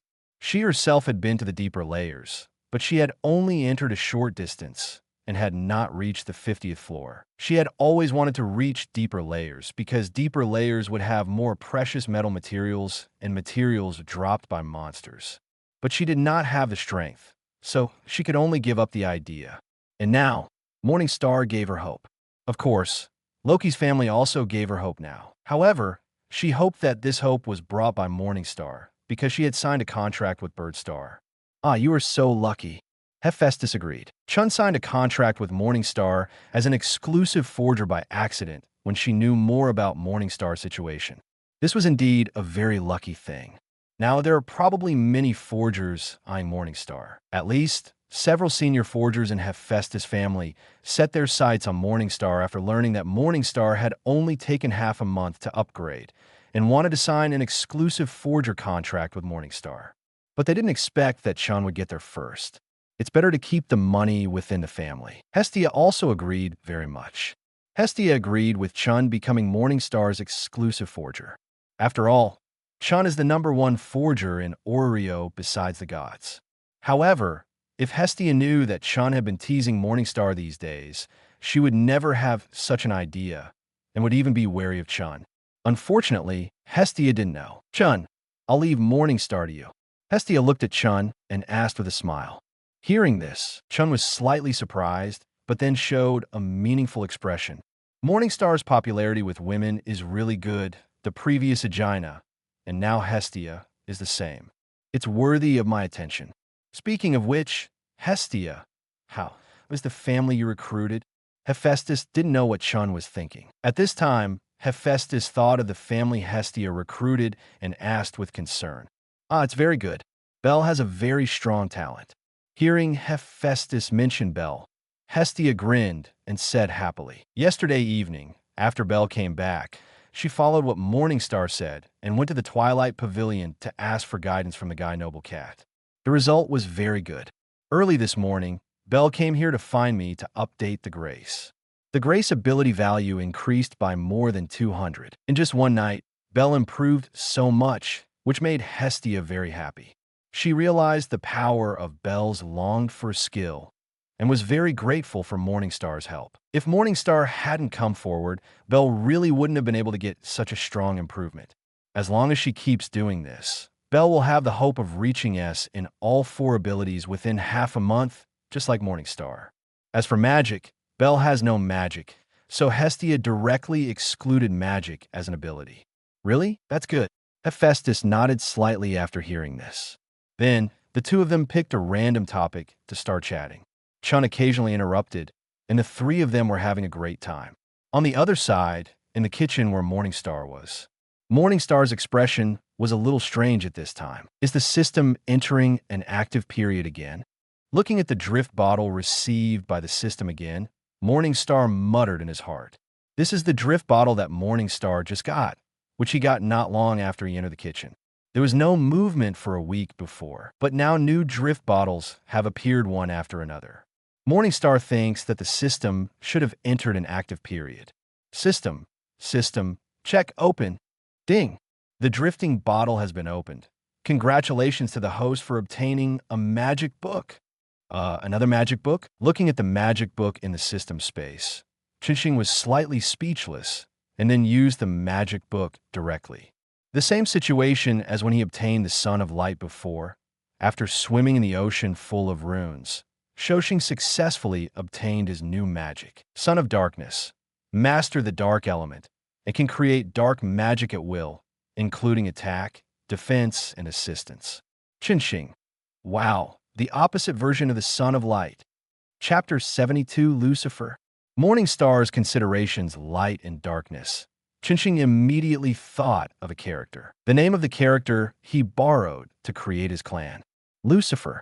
Lucifer, also known as Lucifer, is the morning star of heaven and the embodiment of light and darkness.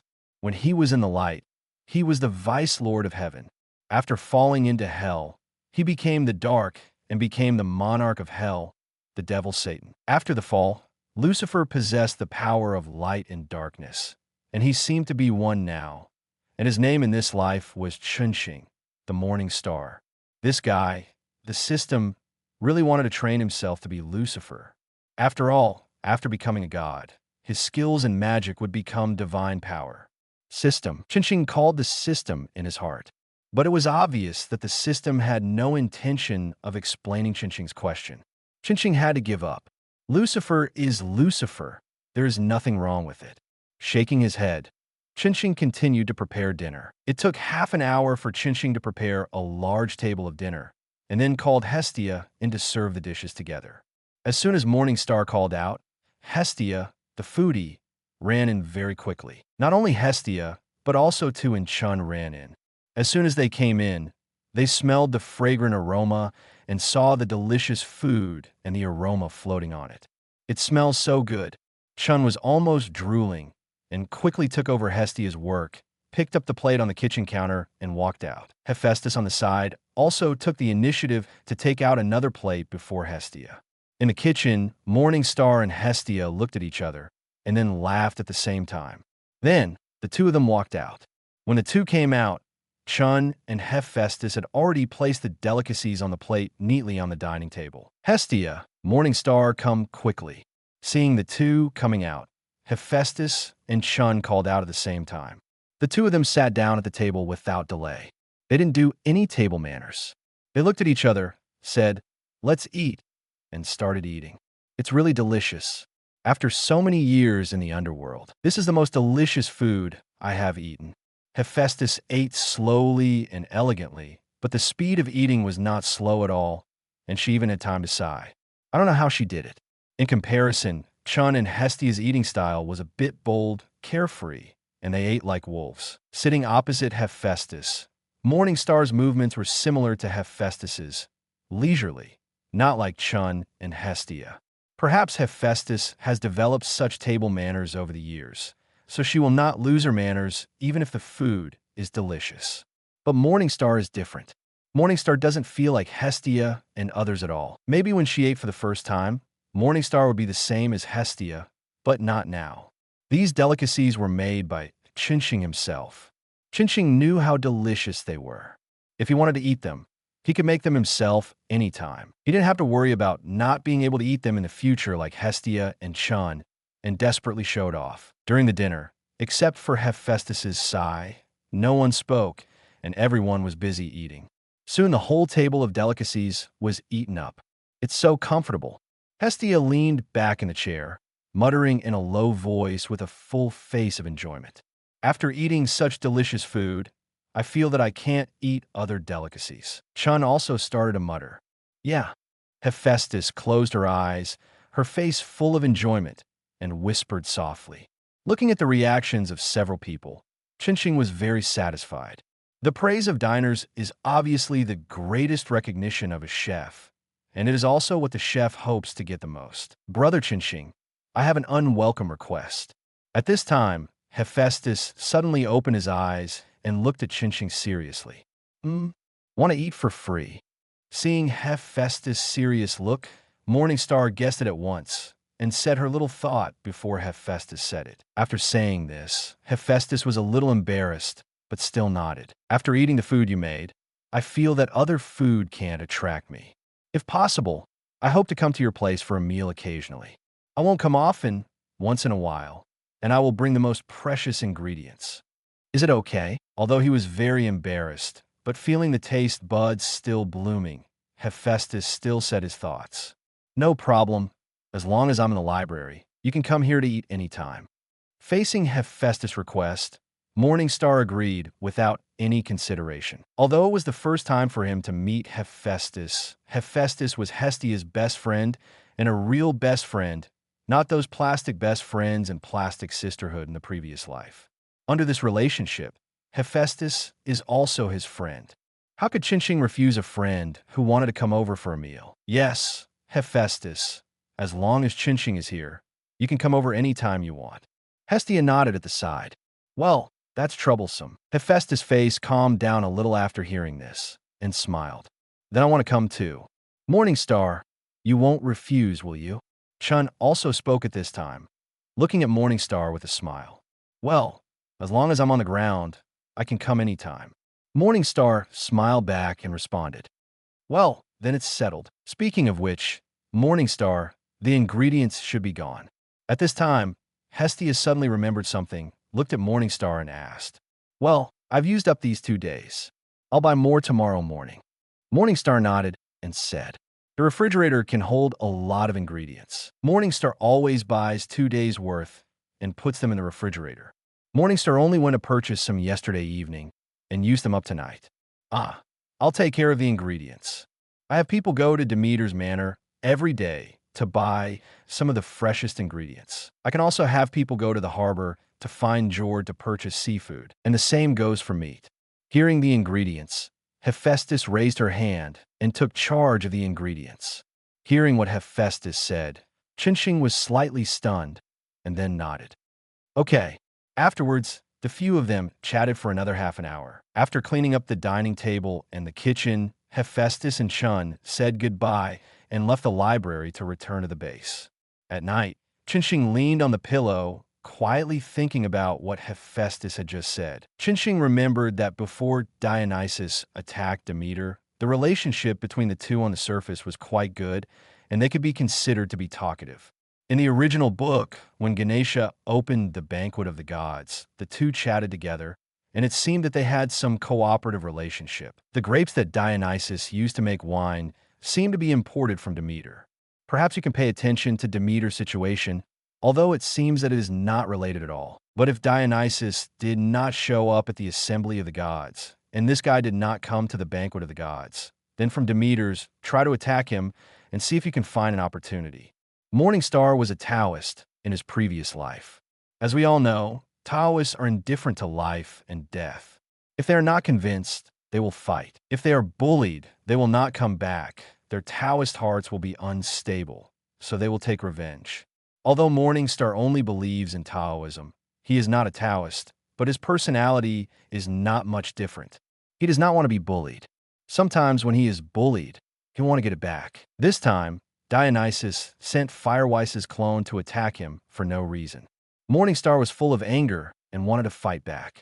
Even if this alarmed the enemy, Morningstar was not afraid. Morningstar was not afraid of Fireweiss. Fireweiss's clone could not beat Xiaowang's possession. Even if Fireweiss's real body was dispatched, as long as Morningstar wanted to escape, Fireweiss could not do anything to him. As for Hestia on the ground, Morningstar was not worried. Hard, because Chinching is sure that it is impossible for Fellweiss's real body to show the strength of IV.7 on the ground. At least not before Dionysus hides in the dark, because once he takes action, his strength will be exposed, which will alarm the whole of Oreo, and then the gods will not let Dionysus and Fellweiss go.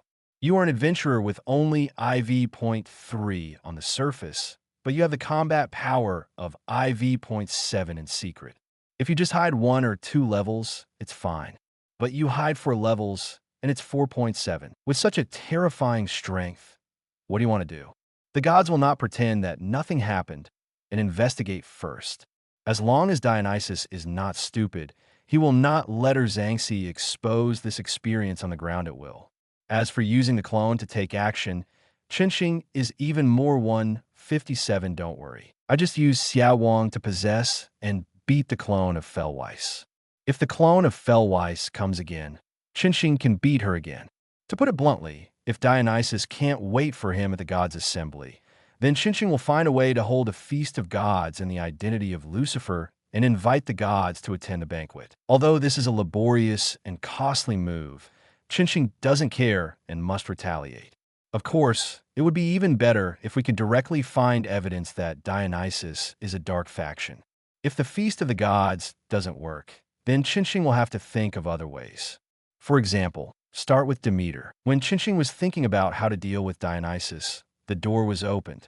Not long after taking shower, Hestia, who was wearing pajamas, walked in. "Hey, Chinching, it's late at night. Let's rest." Hestia walked to Chinching's side and said with a smile. Morningstar reached out and hugged Hestia and fell on the bed. Well, rest. After a sleepless night, the next morning, Morningstar put on the defensive equipment that Tsubaki had repaired, put on the new weapons that Tsubaki had made, and went to the dungeon. As for Hestia, who was overworked last night, was still resting at this time. Before, Morningstar reached the 21st floor. Today, Morningstar was going to enter a new floor, but not the 22nd floor, but the 25th floor. If it hadn't been attacked by Firewise before, Morningstar would have started the strategy for the lower floors a few days ago. With the Reincarnation Eye mode turned on all the way, Morningstar spent about 2 hours to reach the 25th floor and started a new adventure. The types of monsters on the 25th floor are very different from those on the 21st floor. The 21st floor is a big tree maze, and the 25th floor is the water maze. Most of the monsters tend to be aquatic monsters. Arriving at the 25th floor, the first wave of monsters to greet Chinching was Lon, a large crab, also called a metal crab, with a very stiff shell. Chinching did not hesitate and directly drew out a new weapon to attack. What Chinching did not know was that not long after Chinching entered the dungeon, AC and others came to the library to find him. However, the library was closed, and AC and others could not find Chinching, so they followed Chinching and the four of them entered the dungeon. Chapter 73, Good Luck. Heretic Mary Morningstar naturally didn't know that AIC and others came to find him. At this time, Morningstar had already started the battle on the lower level. The shell of the metal crab is really hard. If you change to the previous third-level weapon, the shell of the metal crab will be worn out to some extent. However, this is only for ordinary adventurers. Even if Morningstar holds the previous third-level weapon, he will not be so stupid. The shell of the metal crab is indeed hard, but it is not covered by the metal crab all over. There are many places that cannot be covered. These are the weaknesses of the metal crab. With Morningstar's strength, it is very easy to attack these places. However, Morningstar is now holding a second-level weapon, or an immortal weapon. IV.3 Metal Crab. Many monsters on the ground are not marked with levels. Just come at will. This thing requires several IV.2 to join forces to kill it, and it is estimated that the level should be 4.3. In the hands of Morningstar, it is completely one sword one, and there is no need to spend a second move. Morningstar does not even need to attack the weaknesses of the metal crab. In just a dozen seconds, a group of more than 10 metal crab monsters were killed instantly by Chinching. After killing all the monsters, the next step is to pick up magic stones. Chinching bent down and picked up the magic stones that were much larger than before. However, while picking up, Chinching suddenly found that there was something special growing on the other side of the river beside him. Before coming to the dungeon, Chinching had asked Aina for lessons and used her super memory to write down some information about the lower water mystery city and even deeper floors. Chinching thought about it for a while and remembered what these things were. The reason why Water Mystery City was called Orange Water Mystery City was because of a waterfall called Jutsong, which ran through 25 Kong to 27 Kong. I think adventurers on this floor basically prepare water spirit cloth. Chinching didn't think he needed it, but Aina forced Chinching to buy it. Knowing that Chinching was going to the Water Mystery City, Aegina did not find it incredible, nor did she think Chinching was reckless. After all, Aegina was now the only one in the guild who knew the specialness of Chinching, except for the team leader and the president, the god Uranus and the Sage Fells. Regarding Chinching's desire to enter the lower level, Aegina did not stop him, but she insisted that Chinching buy the equipment needed to cope with the special environment of the Water Mystery City. That is the Water Spirit Protector. The Water Spirit Protector can make it easier for adventurers to move in the water and can also be used to defend against water attribute attacks. Aegina asked Chinching to buy it very seriously. What could Chinching do? He could only buy one. After that, Aegina moved all the information about the Water Mystery City to Chinching with confidence. In this regard, the top leaders of the guild did not stop it. Generally speaking, information will not be easily disclosed to adventurers who do not meet the regulations, because they are worried that adventurers will be discouraged after knowing the information of deeper floors and discovering the situation of deeper floors. Therefore, the guild basically only gives information according to the level of the adventurer. At the level of Morningstar IV.2, the intelligence of the lower level would not be given under normal circumstances. But obviously Morningstar's situation is different, so Aina passed smoothly when she went to get the intelligence. Morningstar spent an afternoon memorizing all the information of the Water Mystery City and also memorized the information of several deeper floors. Now it is time for this information to come into play. The 3 floors from the 25th to the 27th floor are all penetrated by the dark river formed under the giant waterfall. Therefore, many aquatic monsters and aquatic materials will be born in these 3 floors. Morningstar remembered that the branch-like objects growing on the crystal rock on the opposite side of the river are the specialty of the water labyrinth. They are a material called labyrinth coral, which is a special collection item that can only be seen in the lower level of the Water Mystery City. If it were someone else, seeing the turbulent river, they probably wouldn't want to go over and collect these labyrinth corals because they would fall into the river if they were not careful. At that time, they would need to fight the monsters hidden in the river. Although the river is just a normal rapids, and there is nothing special, if anyone wants to enter the river area, aquatic monsters living in the river will definitely emerge from the river to attack the adventurers. However, there is no need to be afraid from Morningstar. Morningstar directly entered the reincarnation eye mode and directly used gravity and repulsion to fly up and fly to the other side of the river. Without any surprise, when Morningstar flew over the river, there was a sudden movement in the turbulent river. A huge fish the size of a human jumped out of the river and bit Morningstar with its bloody mouth full of sharp teeth. Morningstar noticed this strange fish and knew its name. It was a surprise attack fish, one of the main monsters in the Water Mystery City. Facing the monster that was bearing its fangs at him, Chun-Shing moved his mind, and a series of light cannons flew out from the azure flames on Chun-Shing's body, bombarding the attacking fish densely, directly blasting the attacking fish into pieces.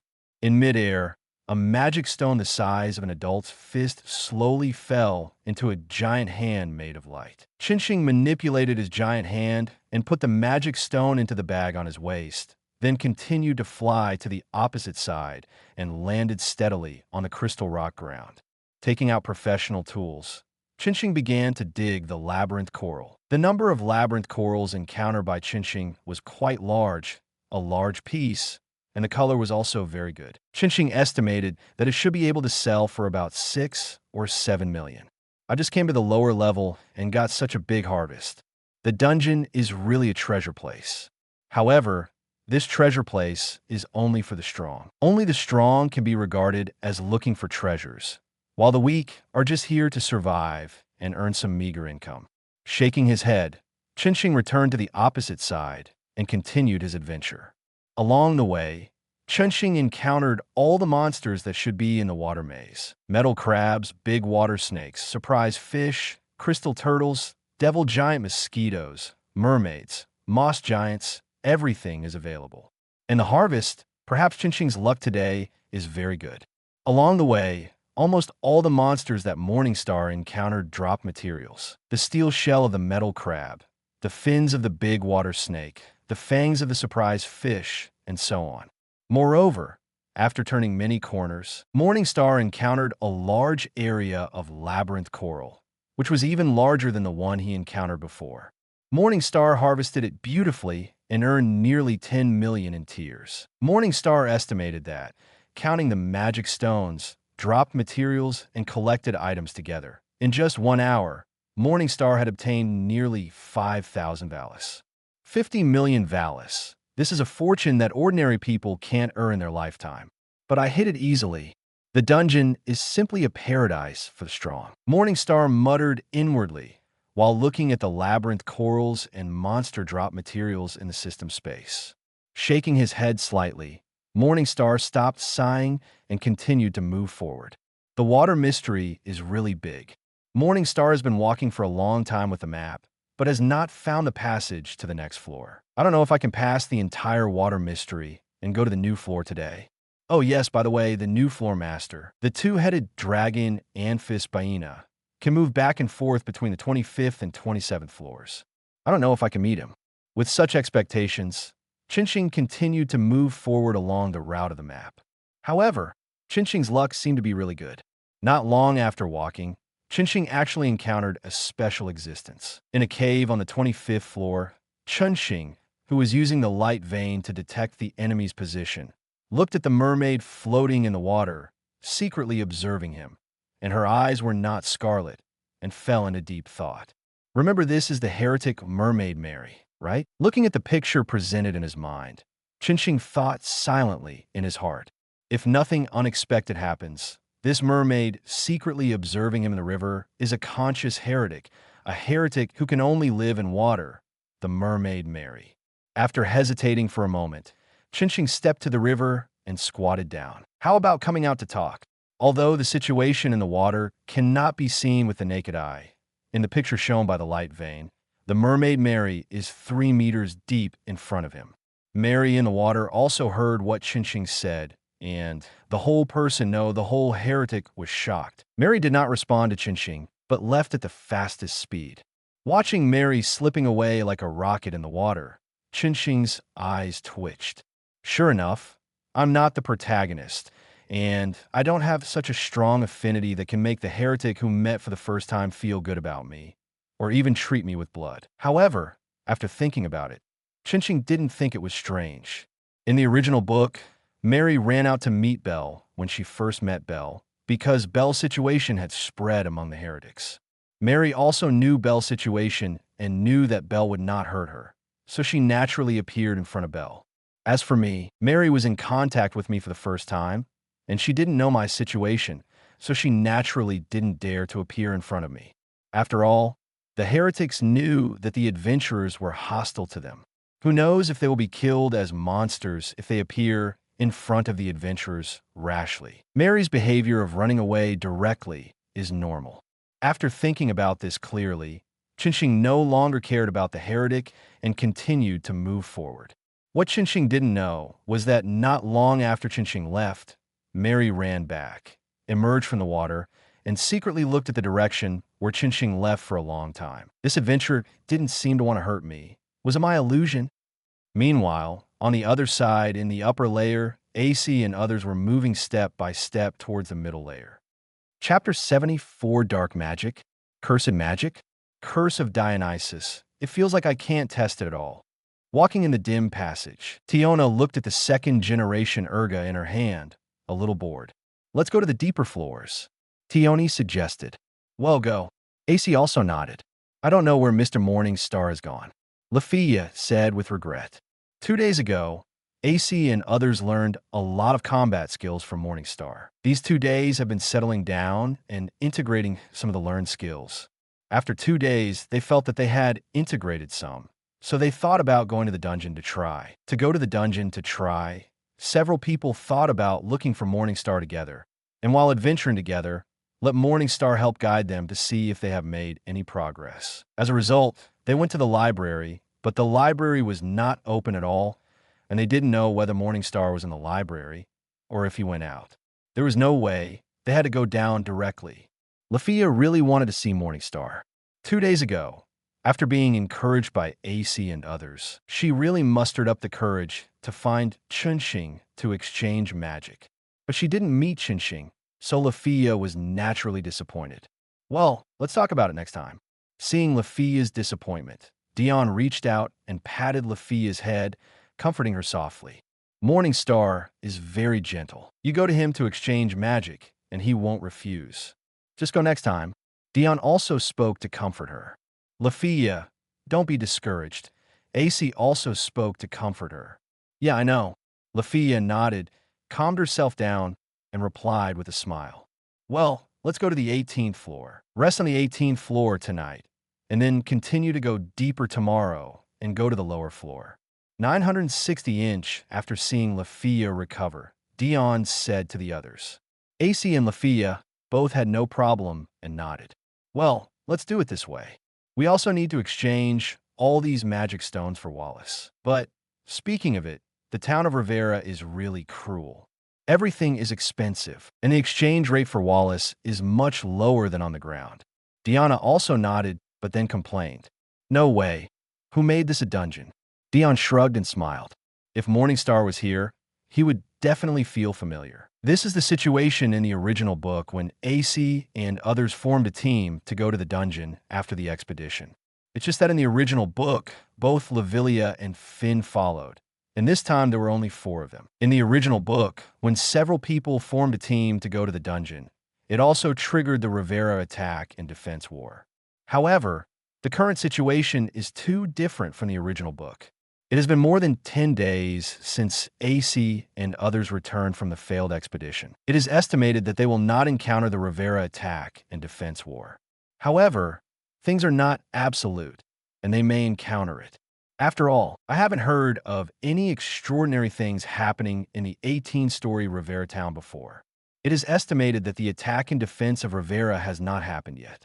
If it really happened, the ground will definitely know about it, and there will be adventurers who will go back and publicize it. The group took the 18th floor as their destination and went deeper. Unlike Morningstar, AC and others did not use the flying ability to fly directly. So it took a lot of time to reach the 18th floor, which took more than 2 hours. Calculate the time. It should be evening now, almost night. Let's find a place to stay. Diana glanced at the crystal inlaid on the ceiling, carefully estimated the cost of their way down, and said to the others, "Well, but we don't have the props for accommodation, so we can only go to Rivera and let those guys kill us." Dion nodded and said, "They came down this time just to practice the fighting skills they got from Morningstar and earn some pocket money by the way, and they didn't think about staying in the dungeon. But now they can't test on the upper floor, so they can only go deeper, so they can only take a short rest on the 18th floor." No one else had any objection to Diana's proposal. After taking a look at the direction of Rivera Town, the group headed straight for that place. Meanwhile, on the other side, Morningstar also successfully passed through the Water Mystery City and arrived at the 28th floor. The 28th floor is another safe floor after the 18th floor. There are 2 known safe floors after the 28th floor, 39th floor, and 50th floor. Morningstar randomly found a place with a better terrain and began to set up a temporary camp. When Morningstar came, he did not have any props for camping, because all these props for camping were put into the system space by Morningstar and could be taken out at any time. This was the first time that Morningstar stayed overnight in the dungeon. Before that, when Morningstar attacked the middle level, he went back and forth directly and never stayed overnight in the dungeon. Therefore, Morningstar had no experience in setting up camp. It took Morningstar more than 10 minutes to complete a tent. There were many adventurers setting up camp in the wild on the 18th floor, but there were very few on the 28th floor. When looking for a place to camp, Chinching only saw a few adventurers, much fewer than the adventurers on the 18th floor. The adventurers on the 28th floor are only about 1/10 of the adventurers on the 18th floor. This is no wonder. After all, this is already the lower floor. There are not many adventurers who can conquer the lower floor. But Chinching didn't care about it. After setting up the tent, Chinching took out the ingredients he bought when he passed by the market in the morning and started cooking. Instantly, the whole camp was filled with fragrance. That is, the place where Chinching camped was relatively remote. Otherwise, it would definitely attract other adventurers stationed on the 28th floor.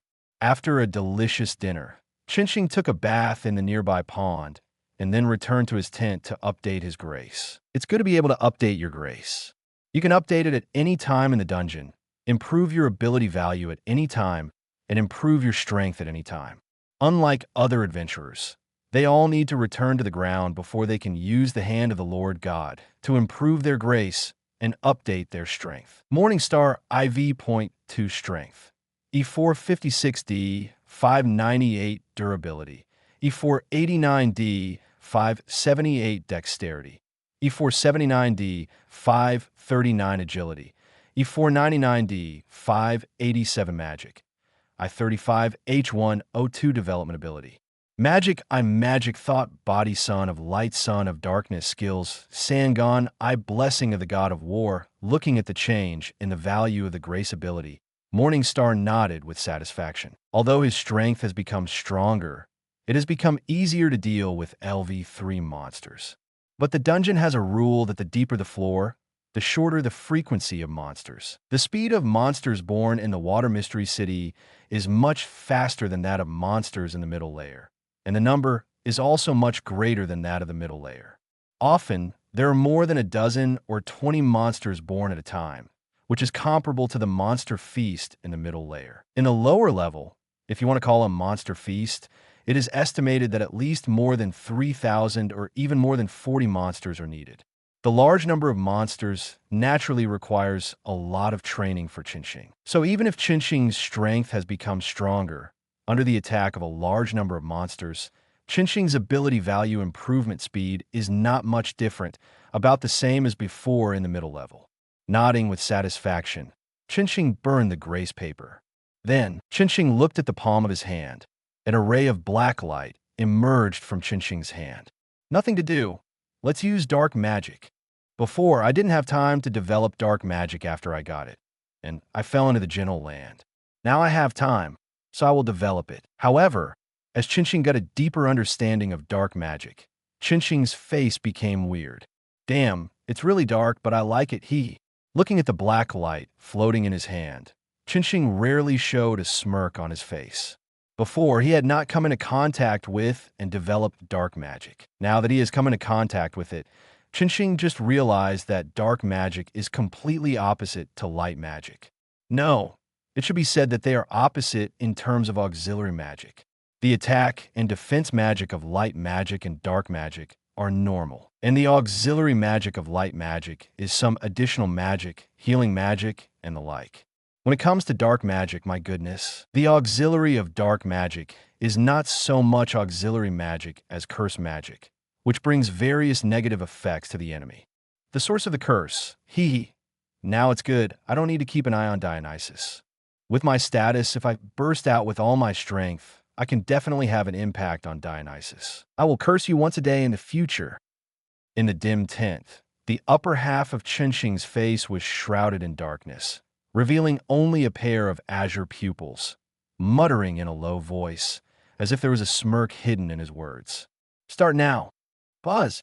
The black halo spread from Qinxing's hand and then disappeared without a trace. At the moment when Morningstar released the source of the curse on the ground, in the base camp of the Dionysus family, Dionysus, who was holding a cup of black tea and a newspaper in his hand and reading leisurely, suddenly stopped what he was doing.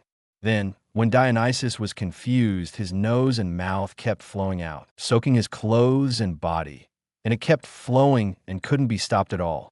Lord Dionysus!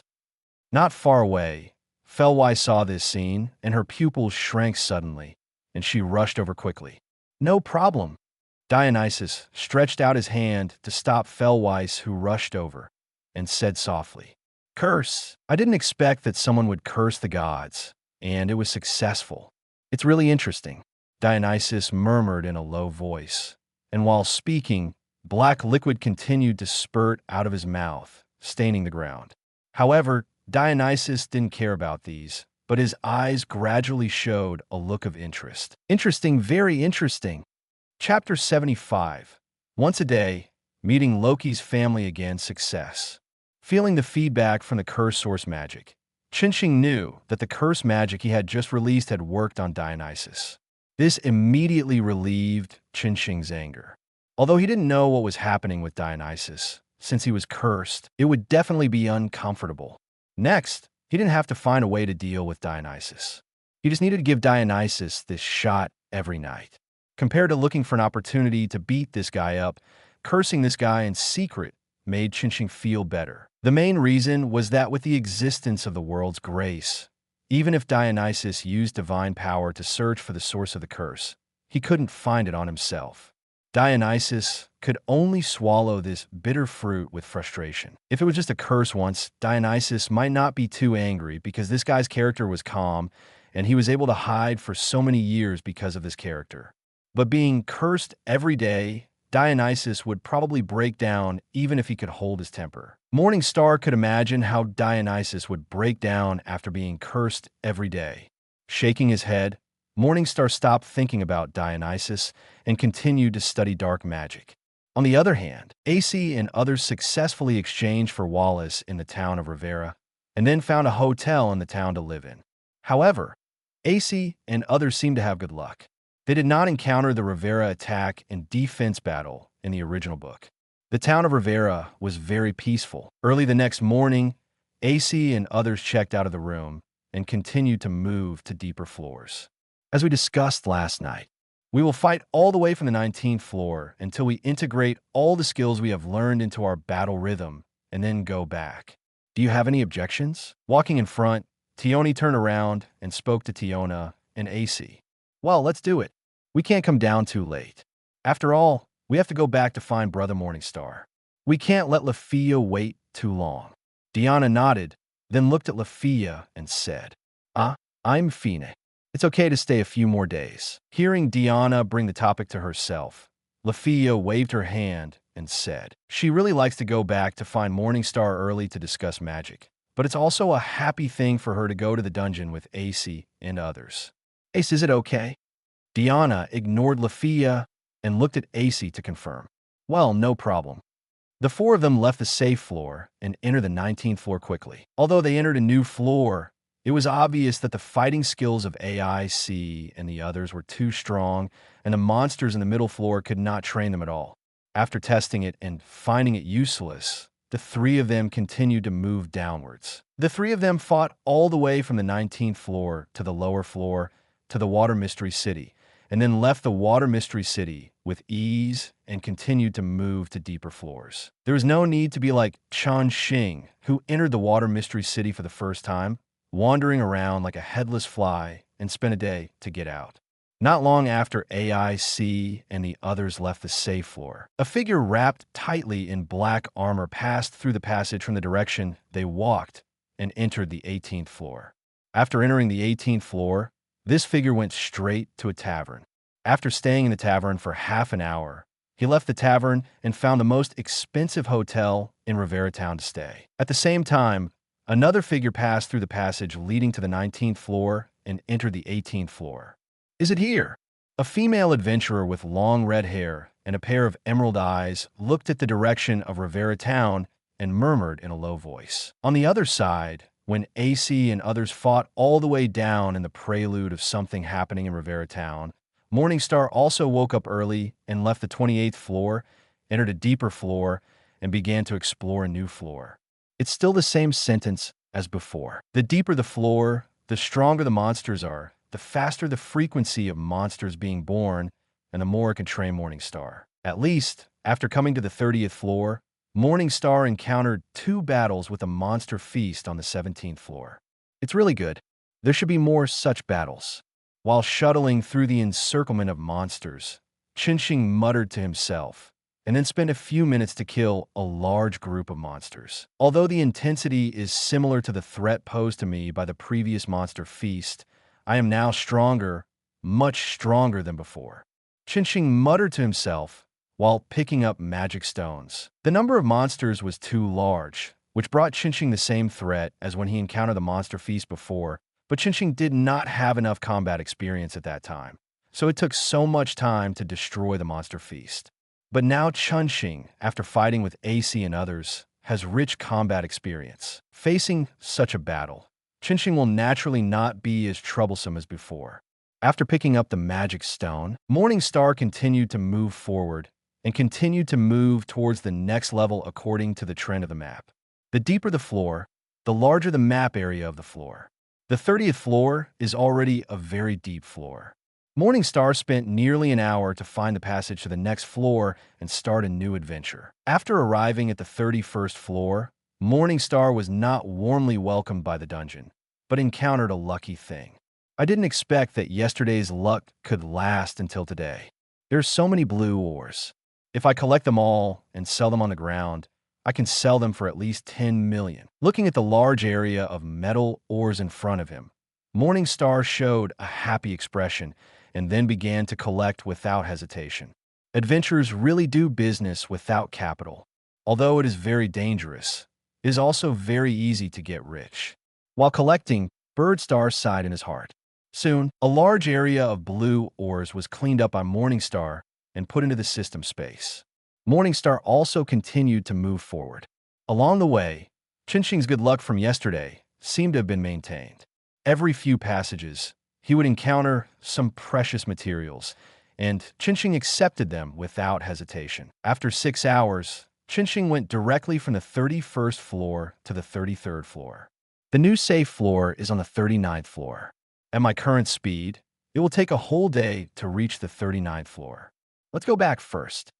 I will come here tomorrow with the reincarnation I mowed, and then continue to explore. Looking at the dark passage in the distance, Qinxing, who had been advancing for 8 or 9 hours, gave up the idea of continuing to move forward and prepared to go back to the 28th floor to stay for another day and continue to explore new floors tomorrow.